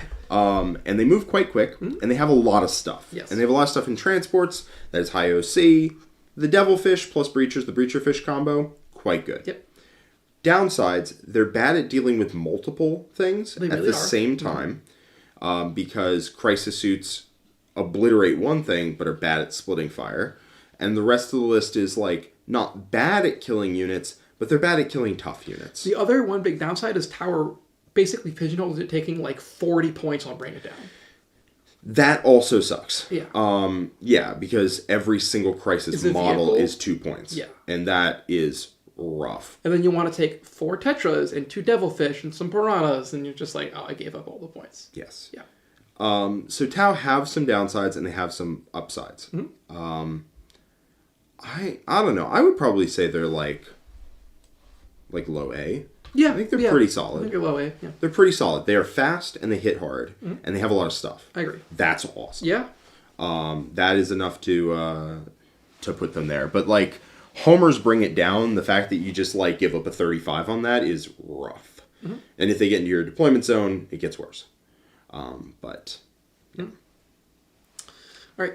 Thousand Suns army that is great, has awesome rules, and not enough units. Not enough units. I just want to point out that we will get to every single message, every single one of them At the end. At the end. Yes. But we appreciate it so much. Thank you. Mm-hmm. Thousand Suns, yes. I tried to make them work for the finals. I wasn't really vibing with it. They just got so little things. So, like, they are the world's scariest, like, 25 tactical Marines in a Rhino. Yeah. Yeah. Yes. They are not durable. And you don't have a lot of stuff. And they really feel it when they do lose stuff because of their army rule. Yeah. So it's very easy to push Thousand Suns below critical massacre ball points, where all of a sudden they can't, double move and indirect. They can't double do move all and- the scary stuff, yeah. They can't turn off armor saves and double move and free strat, which is what they want to do. Yeah. They can't, they just can't make their combos work if you kill enough of their stuff. And they're not, like, tough to kill, which is a problem. That being So said, we may not have been clear on how we're ranking the non-Codex compliant chapters like Space Wolves, Blood Angels, whatnot. Yeah. These are the detachments. yes. So that is specifically Champions of Rust Space Wolves. So that's Champions of Rough Space Wolves down here. Yeah. This is the whatever Deathwatchy thing is. Yeah. This is Sons of Sanguinius. Sanguinius. Yeah. This is the Unforgiven because, legitimately good strats. I can see how you would use those. Yep. And then And then Black Templar ones. Yeah. The generic Marines also kind of includes all of the, but what if I took this in a other attachment? Yes. Yeah. Yes. Mm-hmm. Okay. Okay. So yes, Thousand Suns are a very fragile combo. They're a very fragile glass cannon. Mm-hmm. And you can make a really good combo that hangs together. I had a list. I think it's pretty good. Ish. So I had a list that was like the Super Flamer Man in a Rhino with Armon on disc to kick him out, double move him, go see things, call in the indirect. Then you have 3 squads of guys with sorcerers to make sure you can't be shot. You have exactly enough Cabal points if you take Athenaean Scrolls with Magnus to have 11 for a double move and a free strat, so you can then punish Eldar, and then they can't shoot anything, and then you have 2 like Mutaliths, or you have a bunch of Spawn and Cultists and whatnot to try and play the game. And it works in theory. Mm-hmm. But in practice, human beings make little mistakes. Yep. And then, especially over the course of a 9-round tournament. And if you make any of those, you lose a resource, you don't have a lot of them, and then life gets hard. I mean, it's supposed that, someone's random character gets lucky and punks out your 4-wind sorcerer, and then you're like, oh, I can't do all the things now. Yes. Yeah. So, Thousand Suns need points drops so bad. Yeah. Because the army is, not that far away from doing what it wants to do, but it just cannot get enough stuff in the list. That being said, when it does what it wants to do, it is terrifying. It is. When the machine works properly, it's awesome. But the machine is made out of a very fragile glass. Yeah. And shatters when dropped. It's kind of like like an 80s cartoon villain's doomsday machine, but he made it out of like glass and wet paper bags. Yeah, if it fires off, it will blow up the whole world. But if Superman comes over and like pushes it slightly wrong, or the wind blows, the whole thing kind of collapses. It's not really that it collapses. It's just suddenly the Thousand Suns player has a lot more work to do. Yeah. And they have a lot. They suddenly have to start playing.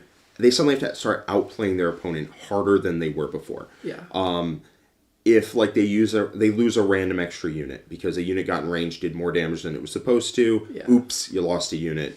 Oh, you messed up your screen. I literally lost a practice game to you because I just messed up my screen a little bit. Yep. Lost too many resources. Fell too far behind. Mm-hmm. And you are just in trouble if you lose a resource or two that you weren't anticipating. If everything goes perfectly according to plan, you'll do great. You'll do great. Like, if everything goes perfectly according to plan, but that's not how it works over an 8-9 round GT, something like that, where the game gets a little messy, right? People, units do things they weren't supposed to, units survive things they weren't supposed to, units go places they weren't supposed to. Like, God forbid you get shot by a whirlwind. Yeah, the game gets a little brawly. Well, that list was pretty resilient to whirlwinds. Yeah. The game gets a little brawly, right? Suddenly you have to start throwing punches, but your punches are fine, but your jaw is made of glass. Yeah. And that sucks. Mm-hmm. So, yeah, I mean, Sanoct put it well. T-Suns hit absurdly hard until you take casualties. Then you need to outplay your opponent without your tricks and with less stuff. Mm-hmm. And that is probably the best way of putting Thousand Suns. Yeah. I don't know where to put them because B tier. Like, I don't know, like down here probably. Put them between Death Guard and Chaos Knights, I think. Death Guard and Chaos Knights? Yeah, I think they're in there. That's right. Okay. Yeah. Again, wouldn't get too fussed about exactly where armies go. Yep. Did want to mention there was someone who did well at the Cali Cup, beat Nick, notably. With no Magnus running kind of an odd list. So I looked at it, and it's pretty cool. Mm-hmm. So the idea behind the list is that you're basically... I haven't seen it played, haven't talked to him. I'm sure he has some interesting things to say, past my surface level look at it. But it's 3 Mutiliths, it's 3 Forge Fiends, it's a Demon Prince to give it all stealth, and then it's some good rubrics, especially like a Flamer Brick. I can see how he did well with it. It's an interesting list. It's a cool list. I do think you can side into being kind of a more monster mashy build. Mm-hmm. I think that it's a little worse at... T-Suns are worse at doing that than I would say other armies are. Yeah. But it is an interesting build. Something to look at. All right. Tyranids. So, a faction that has some strengths and weaknesses. Again, I mean, this is a common theme, but I think they've done well designing some armies with strengths and weaknesses. They have some really, really strong units. Gargoyles and Neurolictors and Death Leaper are, like, truly broken. They're very good. They're very, very good. Maleceptors, Exocrines are just probably too cheap for what they do. Yep. Zoanthropes are not too cheap, but they're, appropriately priced. You just get a lot of stuff that's all kind of hard to kill. Yes. That being said, they do have an issue with, like, really durable things, and they're an army that really can't kill you in one turn, and they're not that fast outside of Gargoyles. Yeah. They have... They're a very well-rounded army, to be honest with you. Mm-hmm. So let's go over their strengths. Their strengths, they have some really good units, as you pointed out. Mm-hmm. They also scam points off your scoreboard like nobody's goddamn business. So their army ability is once a game, -5 points for your opponent. Yes. Yeah. Once a game, -5, sometimes -10. Sometimes your unit stops working. Like, it is a very good rule. It was one we kind of joked about at the start of the edition, but once they finally got all of their Battle Shock synergy, I would like to take all of that Battle Shock synergy and Shadows in the Warp over a lot of other factions' abilities now. they scam points off your scoreboard. You get battle shocked by the Neurolictor. Oh, look at that. All of a sudden you score 5 fewer points. Oh, and a +1 wound against you. And you're +1 wound against them. And you can't do a secondary. The battle shock, they do the army-wide battle shock. Suddenly your army's bad at scoring secondaries now because you can't do actions, or you can't score points, or the Neurolictors get you with their thing, or gargoyles double move and touch like 3 objectives. It is so annoying trying to score points against a crafty Tyranid opponent. And John is nothing if not a crafty Tyranid just jerk on the scoreboard. It sucks. You just score like a solid 20 points less than you would have against other armies, maybe 15. There's like no art unit I hate in the game more than gargoyles. Yeah, you got... Man, that was rough. My Wraith Guard didn't move. Watching you just get wrapped every single turn by gargoyles that were coming back to life. The same unit, just over and over and over again. Yeah. Like an unending swarm. Sorry, Neurolictors don't deny enemy primary, but they can prevent you from contesting their primary. Yeah. So like you walk something on and tie it, and the Neurolictors are like, no, and then they just get more points than they would have. Yeah. So not all point scamming is them denying you points. It's also they get points when they just shouldn't, and it's like awesome, love that. You just take a bunch, and now suddenly your unit's easy to kill, and then they kill it, and then you put something else on, and maybe you fail one of the 4 battle shocks that they have forced upon you. I mean, let me put it this way. I controlled most of the board, and I killed most of John's army in our game at Crucible. Mm-hmm. And he played very well. I made some slip-ups that he exploited. But he was able to hold on the scoreboard enough to win that game. Yep. All right. So where do you want to put Tyranids? I'm thinking A tier. Oh, definitely A tier, for sure. I think they're around like Orks and Black Templars. I would say that, yeah, I think they're in like there. Okay. I don't know. Like, the problem is A tier gets real squirrely once you get past A, B, C, right? You get past Eldar, Chaos Space Marines, Space Marines. Yep. And then it gets pretty wide open after that. Yeah. So I think those 3 are like our top 3. Those are pretty locked in. And Space Marines are clearly not in S tier. No, but they're better than the rest of those armies. Yes. Yeah. I think... But the rest of them can be in whatever order you want, and like, honestly, a lot of A tiers look insignificantly like the top of B anyway. Yeah. I could see a lot of this stuff coming up. Don't put too much stock into like that past Space Marines. I think this all is roughly comparable. I think you could very easily move GSC and GK up. You could very easily move Sisters and Tau down. Like, yeah, I do think the rest of A tier past Space Marines is all roughly equivalent with each other. Yeah, probably. I would. Yeah. Tyranids are they're just good. They're just really good.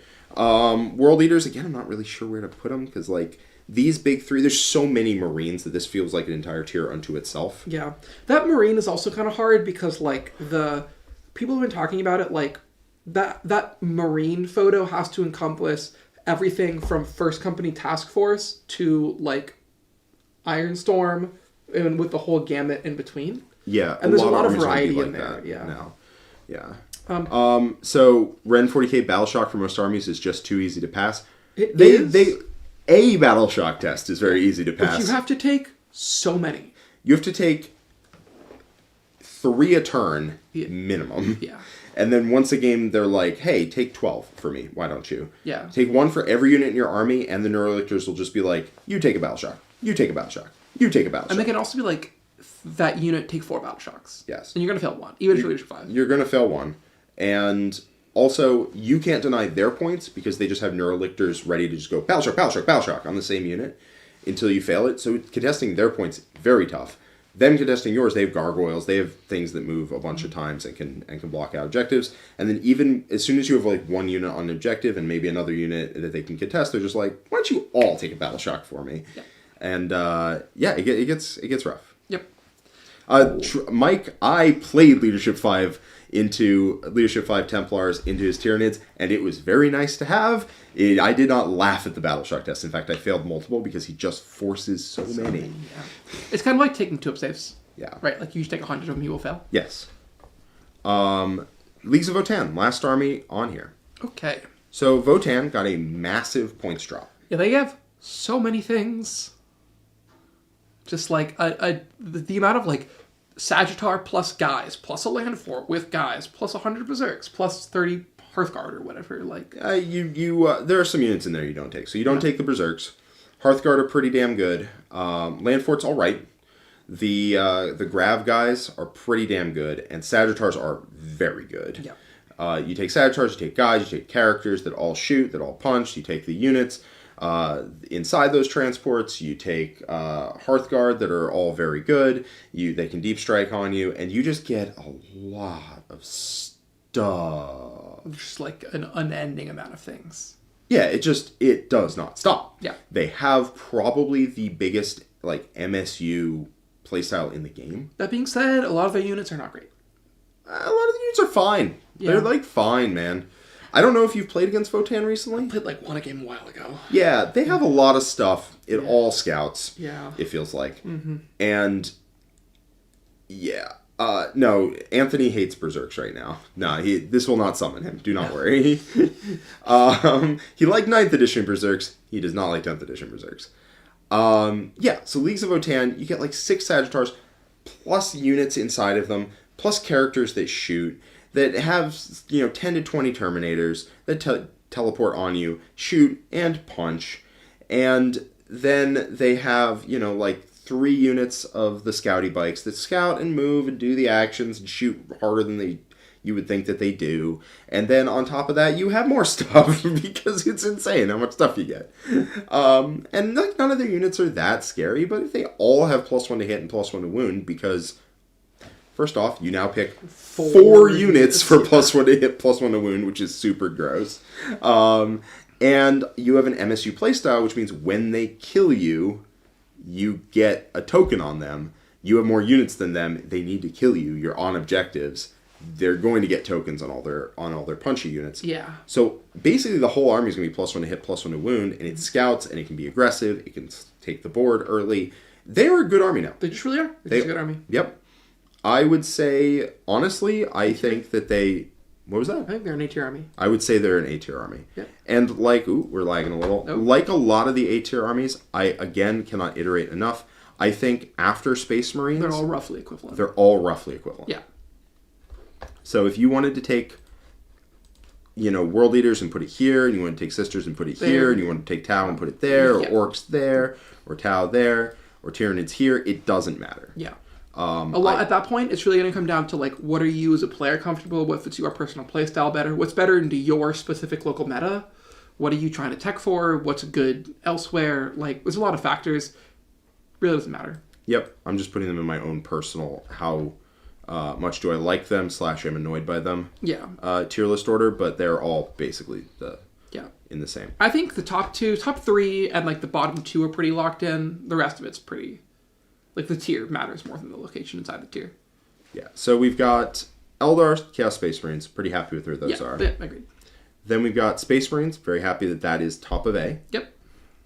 Then we've got these, which I'm pretty happy are those are filling out the rest of A. Yep.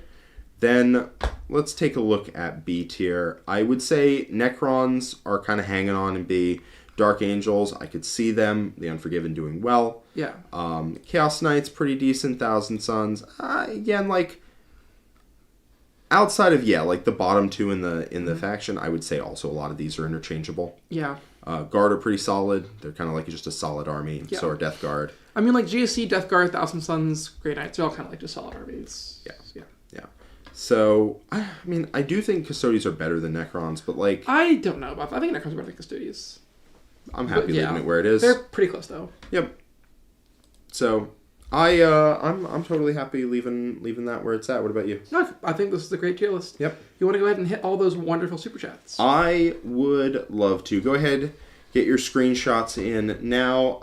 If we might be able to leave a timestamp so that people can jump without getting any of the context and get mad about the tier list in in Reddit threads, but we'll see if we can do that for you. I'm excited to see what happens tomorrow. All right. Again, I want to say the takeaway here is the game is very well balanced. Like, there is a D tier. We didn't forget about that. There's just not a faction in D tier. Yep. There's just not. Right? Some armies are low C, but you can make them work if you put in the effort. Yeah. And I think that is where we want it to be. Yeah. I would say that anything in A or B, pretty much, you can take to an event and expect that if you know what you're doing, some more than others, if you know what you're doing, you can do well with it. Yeah. Like we saw somebody do well with the Unforgiven Task Force of all things recently. Doing very well. Do really, really well. Yeah. Doing very, very, very, very well. Yeah, we thought sisters were bad. They are a solid army. We were proven very wrong. They're a solid army. I'm very happy with this meta, honestly. All right. All I need is really for Night Spinners to stop doing that thing that they're doing. CSM just need to lose like 1.5 units. And yeah, that's about it. 1.5 they just units. their units need to be priced a little bit higher to account for the fact that they all hit harder than their data sheet. Yeah, the CSM list needs to be like 2150 as it is right now. Right. And then I think CSM drops into top of A, Eldar drop into top of A, and the game is really good. Really, really good. As it is, the game is at a pretty damn good spot right now. Yeah, it's really not bad. Yeah. There's a lot of indirect in the meta, which please can we remove that a little bit? But I personally am of the opinion that we should just remove the indirect keyword, but that's just me. Like, I think it shouldn't be a thing. I agree with you conceptually, I think. But that's it's a spicy take. Yeah, I understand that it's practical. For the practical implementation of that is difficult, but I think from a purely game balance design perspective, I think indirect should just do something else entirely. I think it just should not do that. Yeah. All right, so let's hit those super chats. Hit those super chats. Hit those super chats. Once again, membership Vindicare, thank you for gifting that sub. Appreciate you. All right, Shell, #1 Servo Skulls enjoyer. That is a lie. I am the #1 Servo Skulls enjoyer. Kick those footballs. That's my opinion on Servo Skulls. I hate it. It's the worst. It is inherently, objectively unbalanced. Yeah. I still just enjoy it. I don't think it's good. All right. Shell says, I'm counting the seconds till I get access to the new Hyperspace Crypt detachment. It's everything I ever wanted from the Crons. That's a cool name. I'm excited for new Crons. Don't know what that does. Was there an article that came out about that? I think so. Oh. I remember it's something with like teleporting. It's the one that does like death marks and things like that. Oh, that's cool. Yeah, I don't know what it does, but I think it's cool. I like that. Yeah. Cool. Well, I'm excited for it too. Yeah, teleporting Necrons definitely helps solve some issues, and I think that'd be just very fun. Yep. All right, we got Hayden Smith, member for 2 months in the War Room Bronze. Would any of the Arvor guys consider coming to the UK, Europe for events outside of the WTC? The UK needs some in-person fun facts with Quinton. So, before we answer this, some Art of War guys do, in fact, go to UK, Europe. We have Robbo, who is British. In the UK, yeah. Yeah. And we have Anthony, who routinely goes over for events. Yeah. But as far as people in, the house? In the house? Definitely. Yep. I don't want to, be promised, be like, I'm going to X event tomorrow or whatever. But, going to, LGT next year or one of the other really big UKTC events is something I've always really wanted to do. It's something that I'm really looking at. It really just depends on the schedule and if the meta lines up, because it is, it's a trip across the pond. It's a bit of a hassle to fly to Europe. So if there's an event more nearby, maybe the same region, I don't have to go through customs and passports and things like that. That's a little bit easier. But yes, at some point in the future, I really want to go to some of the really big UK events. Yeah, same. We're moving in the next couple months. We're moving. We're moving cities, and that is definitely finding apartments and whatnot. We'll be in a city with a better airport, though. Yes, which will help. But in that time frame, we're probably not looking to go to events. But after that, I definitely want to. Yeah, so no promises, but maybe late 2024, 2025, in that kind of ballpark. Early, I would say early 2024 could definitely work. I'm planning to go to a team event in March. I want to say over in Europe somewhere, Poland, Belgium. I don't know. All I know is I'm grabbing Anthony, and he's going where I need to go, and I'm just going to end up where I need to be. Yeah. All right. But it would be fun. Hytorian, £10 super chat. Would you do a list of bad faction matchups? For instance, as a Marine player, I find certain armies, such as Necrons, have the right defensive and offensive profiles to be good at beating Marines. So there's a lot of bad factions. We actually do kind of do this. If you want to see these per faction, you can check out the War Room. We have them in our State of the Faction and the upcoming Masterclass series. As well as, what is it? Know Thy Enemy. Yes. And I think it comes down to build a lot of the time, whether you can beat Necrons.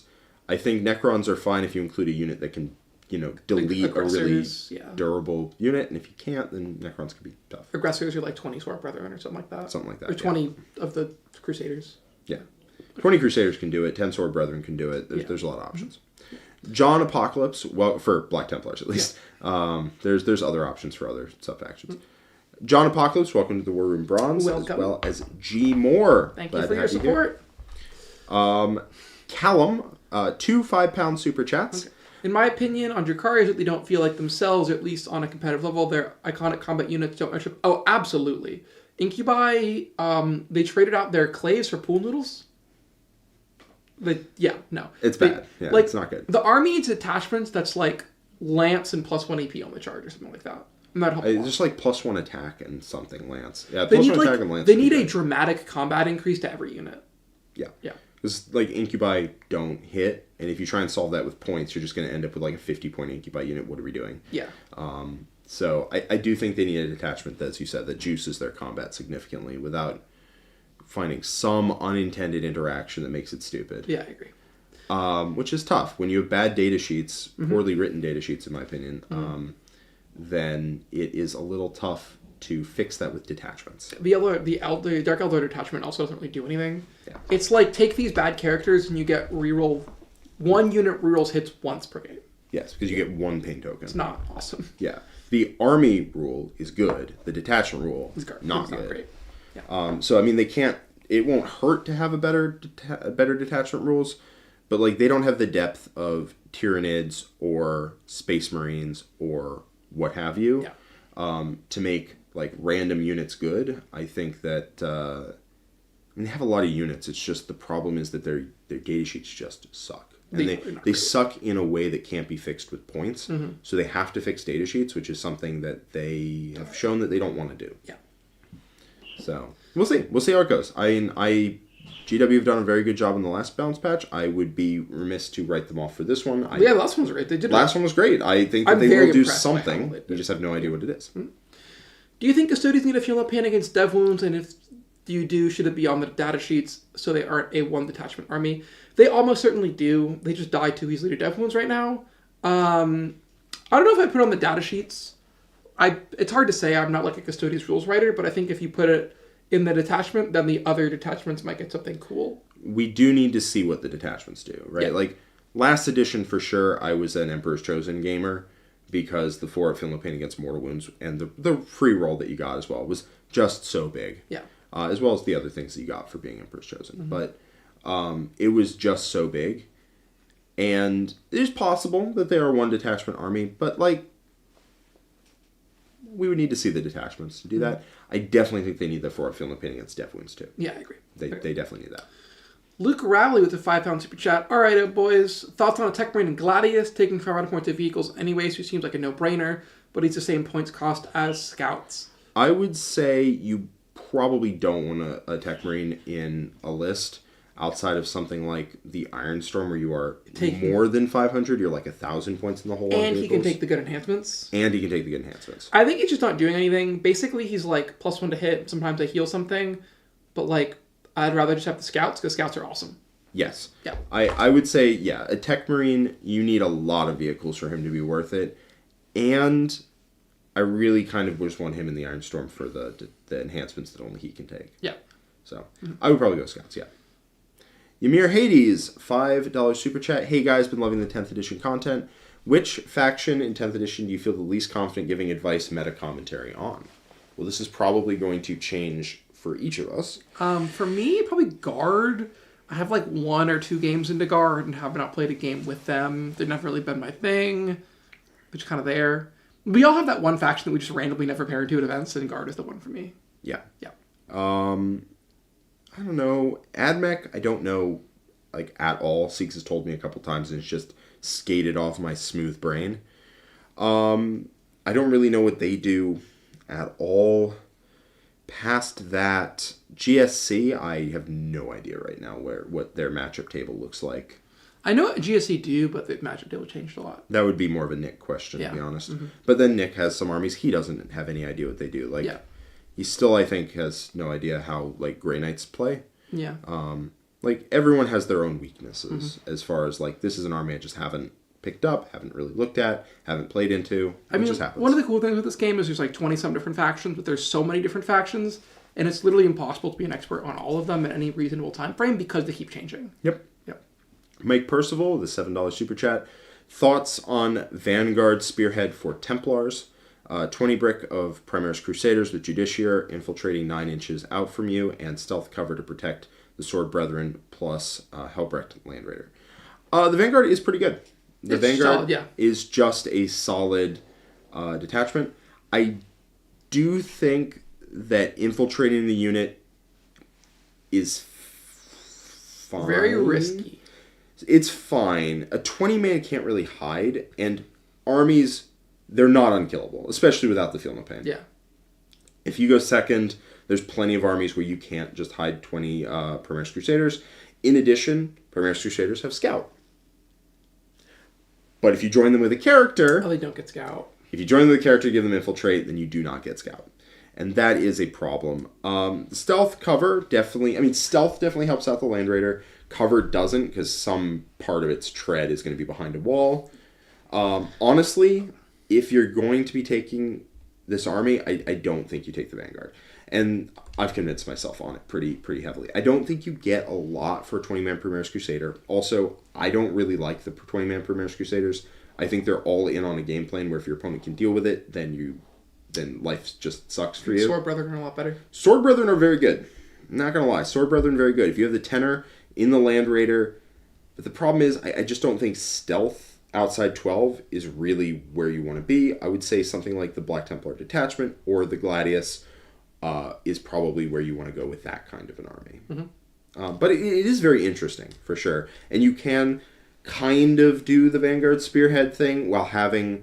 Honestly, what I'd probably do is just do the Vanguard Spearhead thing, but just where you have like the teleporting units that shoot pretty decently, but you have the Sword Brethren Helbrecht Land Raider to back it up. Yeah, I agree. It's not as good as in Black Templars because it dies much faster. I would probably just run it in Black Templars or get the advance and charge out of the Gladius, which is a little better. Or the advance and shoot, etc.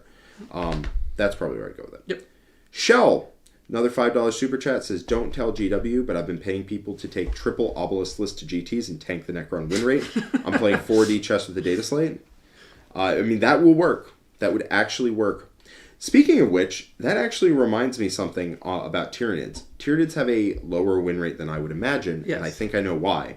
Literally, every single Tyranid datasheet is out of stock. Yes. I don't know if it's currently the case, but I know at Crucible, John turned his phone to me and just scrolled down the Tyranid line on GW's website. Out of stock. All of it was out of stock. Absolutely all of it. And that affects people's ability to be elastic to a metagame, to take the units that became better with their detachments, what have you. We're really fortunate in that we have really extensive collections for basically every army. We have extensive collections, and when the collections don't cover it, we have friends who we can borrow from. From all over the country. Yeah, all over the world. Yes. Yeah. And that helps us a lot. In addition, I mean, like, honestly, that's what I'm talking about. It's just like, I think that Tyranids get hurt by the fact that you can't buy Tyranids. You can't buy Exocrines or Maleceptors or any of that stuff. And that's kind of how it is when a new codex comes out, but I mean, it keeps Tyranids artificially low, I think. Especially with the fact that everything is out of stock now from GW. Yeah, I agree. All right. Red Rum, member for 10 months. Jack, I'm curious. You pick up your army for Worlds by feeling it, or are you now at a point after winning a lot that you just go by fun level, not power, or how challenging it is? How do you guys prepare for Worlds in general? That's an interesting question, I think. I don't play armies that I don't enjoy. Yeah. I just don't care. Like, I'm not playing Eldar. I don't enjoy it. CSM is cool, but, it's not my cup of tea right now. I do not play armies I don't have fun with. Yeah. And I haven't for years. Yeah, that's basically it. I like to take armies I am excited for, that I have a particular excitement for at the moment. But I just do not take armies I don't like. Yeah. And I don't have fun with. And sometimes that means that I take a mid-tier army. Sometimes it means that I don't. Sometimes it means I take a better one. But yeah, just never take an army I don't have fun with. Yeah. Because what's the point? You know, I'm not going to travel halfway across the country. To be 100% real, you don't... Winning feels awesome, right? Like, winning an event feels awesome. You don't get anything for winning events, really. 40K is not really at the point where you get actual, like, material rewards. Sometimes you get, like, some store credit. Or... You get a golden ticket, yeah, which is pretty decent. But, like, you don't really get anything for winning an event, materially. So I'm not going to spend, quite frankly, a lot of money that seriously does impact my wallet and how I feel it, to go to events to play an army I don't want to play, to not have fun. And that's just not a thing I want to do. Yeah. It's also not a thing you really need to do. No. You can play Eldar if you feel like it. Some of us just like playing Eldar. If you don't enjoy Eldar, you don't have to. Yeah. Some of us were playing Eldar before they were broken, and we will continue to play Eldar when they're merely better than average. How do we prepare for Worlds? A lot of practice. A lot of practice. We don't get as much practice as people think we do. No, I probably play 1 or 2 games a week. That's with practicing for Worlds. For Worlds. Yeah.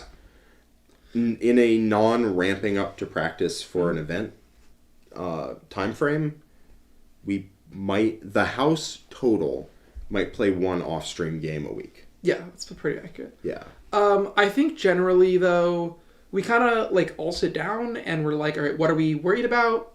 What are the, like, armies that we're kind of focusing on right now? Right now it's Eldar and CSM for obvious reasons. And typically for every faction, we have either an in-house expert or someone on Art of War who's an expert in that faction, like a true expert in that faction. And we kind of call them up and we're like, okay, what are you afraid of? What do you want to see? What don't you want to see across the table? And we kind of put lists together that we think can answer the questions the meta asks. Right now there's a lot of indirect, so all of our lists are pretty good into indirect. Yep. We all try to solve... We identify the problems together and we all try to solve them in our own way. Yeah. Right? Like, all of us are taking armies that are our armies. Mm-hmm. Right? None of us are hopping ship to an army that isn't in our wheelhouse. Yeah. We all just try and solve the problems within our wheelhouse. I would be lying if I said I didn't go through, like, 6 armies before I got to the one that I'm actually taking, which I think is a very cool brew. I will have a decent amount of videos on after lists go live. It's really cool. It's really, really cool. I'm taking Eldar. You're taking Eldar? I'm taking 3 Night Spinners. Sometimes you just be the problem instead of trying to solve the problem. Yeah. So, okay. You can't beat them. Join them. All right. Matt O, $10 super chat. Is this the best meta in a while? Feels like pretty much any faction can win a bigger GT. 80% of the factions seem to be in a decent spot.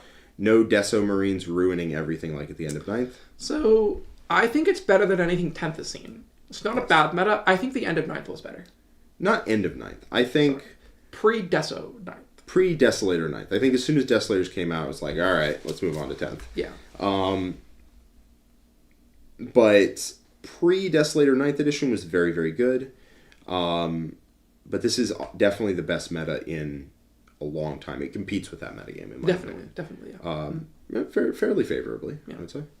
So yeah, I'm super excited for this meta, and I'm also very excited for what comes after. And they didn't break Space Marines. They didn't break Tyranids. We're heading into an army. I think Admech is the one that's up next. Yep. And they have mid units, so I don't think they're going to break the game like they may have last time they came out with the Codex. So I'm not even cautiously. I'm just optimistic. Yeah, no, the game's in a great spot right now. Yeah, game's in an amazing spot. We're all having fun. You know the game's in a good spot when Siegs plays games, because he does not play when he does not enjoy the game, and he's been playing quite a bit. I think it's also really telling that we are all going to Worlds, and I think as it currently stands, every one of us is taking a different army. We're all, all of us are taking a different army. And I think that's cool. None of us are, like, trolling. You'll have, like, solid competitive armies. Mm-hmm. Yeah. Absolutely. All right, so we have Bonsai Nurgle Shaman, $2 super chat. Any tips for mono Nurgle demons for narrative play? So, narrative play... We don't really play narrative play. Narrative play means you can kind of do whatever you want. Yeah. I can tell you what's good in Nurgle Demons. What's good in Nurgle Demons? The Great Unclean one with the 4-up Fuel Pain is pretty good. Pretty solid. Nurglings are good. Mm-hmm. Plague Drones are fairly durable for their points cost. If you want to give a Demon Prince the 4-up Fuel Pain instead, so he gives everything stealth, that is a pretty good combo. Yeah. Because then he gives all of your decently tough stuff stealth. I would say tips. If you're Make some like weird hacking sounds at the back of your throat and record them, and those name your demons that. Because it's like I just kind of assume. Yeah, you have to name your demons for sure. Yeah. Yeah. You need 76 pages of lore for your Crusade army. Who would do that? Not I. Not you. Not me. No. Definitely not. Definitely not me. Will I Really Am with a £5 super chat says 1 tournament this weekend with Wolves, 18 Thundercav, 3 Wolfguard, 3x5 Fenrisian Wolves, Wolflord, Logan on Stormrider, Deathwolf, Herald Deathwolf, 3 Redeemers. 3 Redeemers? Wow. That is a list. That is a bold, awesome list. Does that fit? That does fit. It does. Yeah, barely. It's a lot of like character plus unit in Redeemer, but it probably does fit. Yeah. The cyber rolls are also not amazing. They're not that high in points cost. Yeah, I mean, I could see that doing well. That's cool. Yeah, it's a good list. list. A lot of stuff. That's like the difference between an A army and a C army is actually not that great. Yeah, yeah. The triple Redeemers also good. can just really ragdoll people sometimes. I could definitely see that doing well. Yeah, agreed. Hytorian, £2 super chat. Would indirect be better if it required spotters? 10,000%. Yes. Not even a question. Mm-hmm. If you needed one of your units to see the target, that would help a lot. Yeah. So, just straight up, that would be a good change. Sark, 20, I believe, Danish krona. Yeah. Odds for Harlequin life support next balance. Oh, most certainly we're going to have to wait until the Codex. I would be shocked and surprised if we did not get a Harlequin detachment inside the Eldar Codex. I'm going to assume that's going to be one of the 6 or 7 we get. But I doubt we're going to get anything beyond that, which makes me sad. Yeah. Yeah. But, I mean, I have a Harlequin army that's just sitting, waiting for them to be a separate army, which I'm sure will happen just any day now.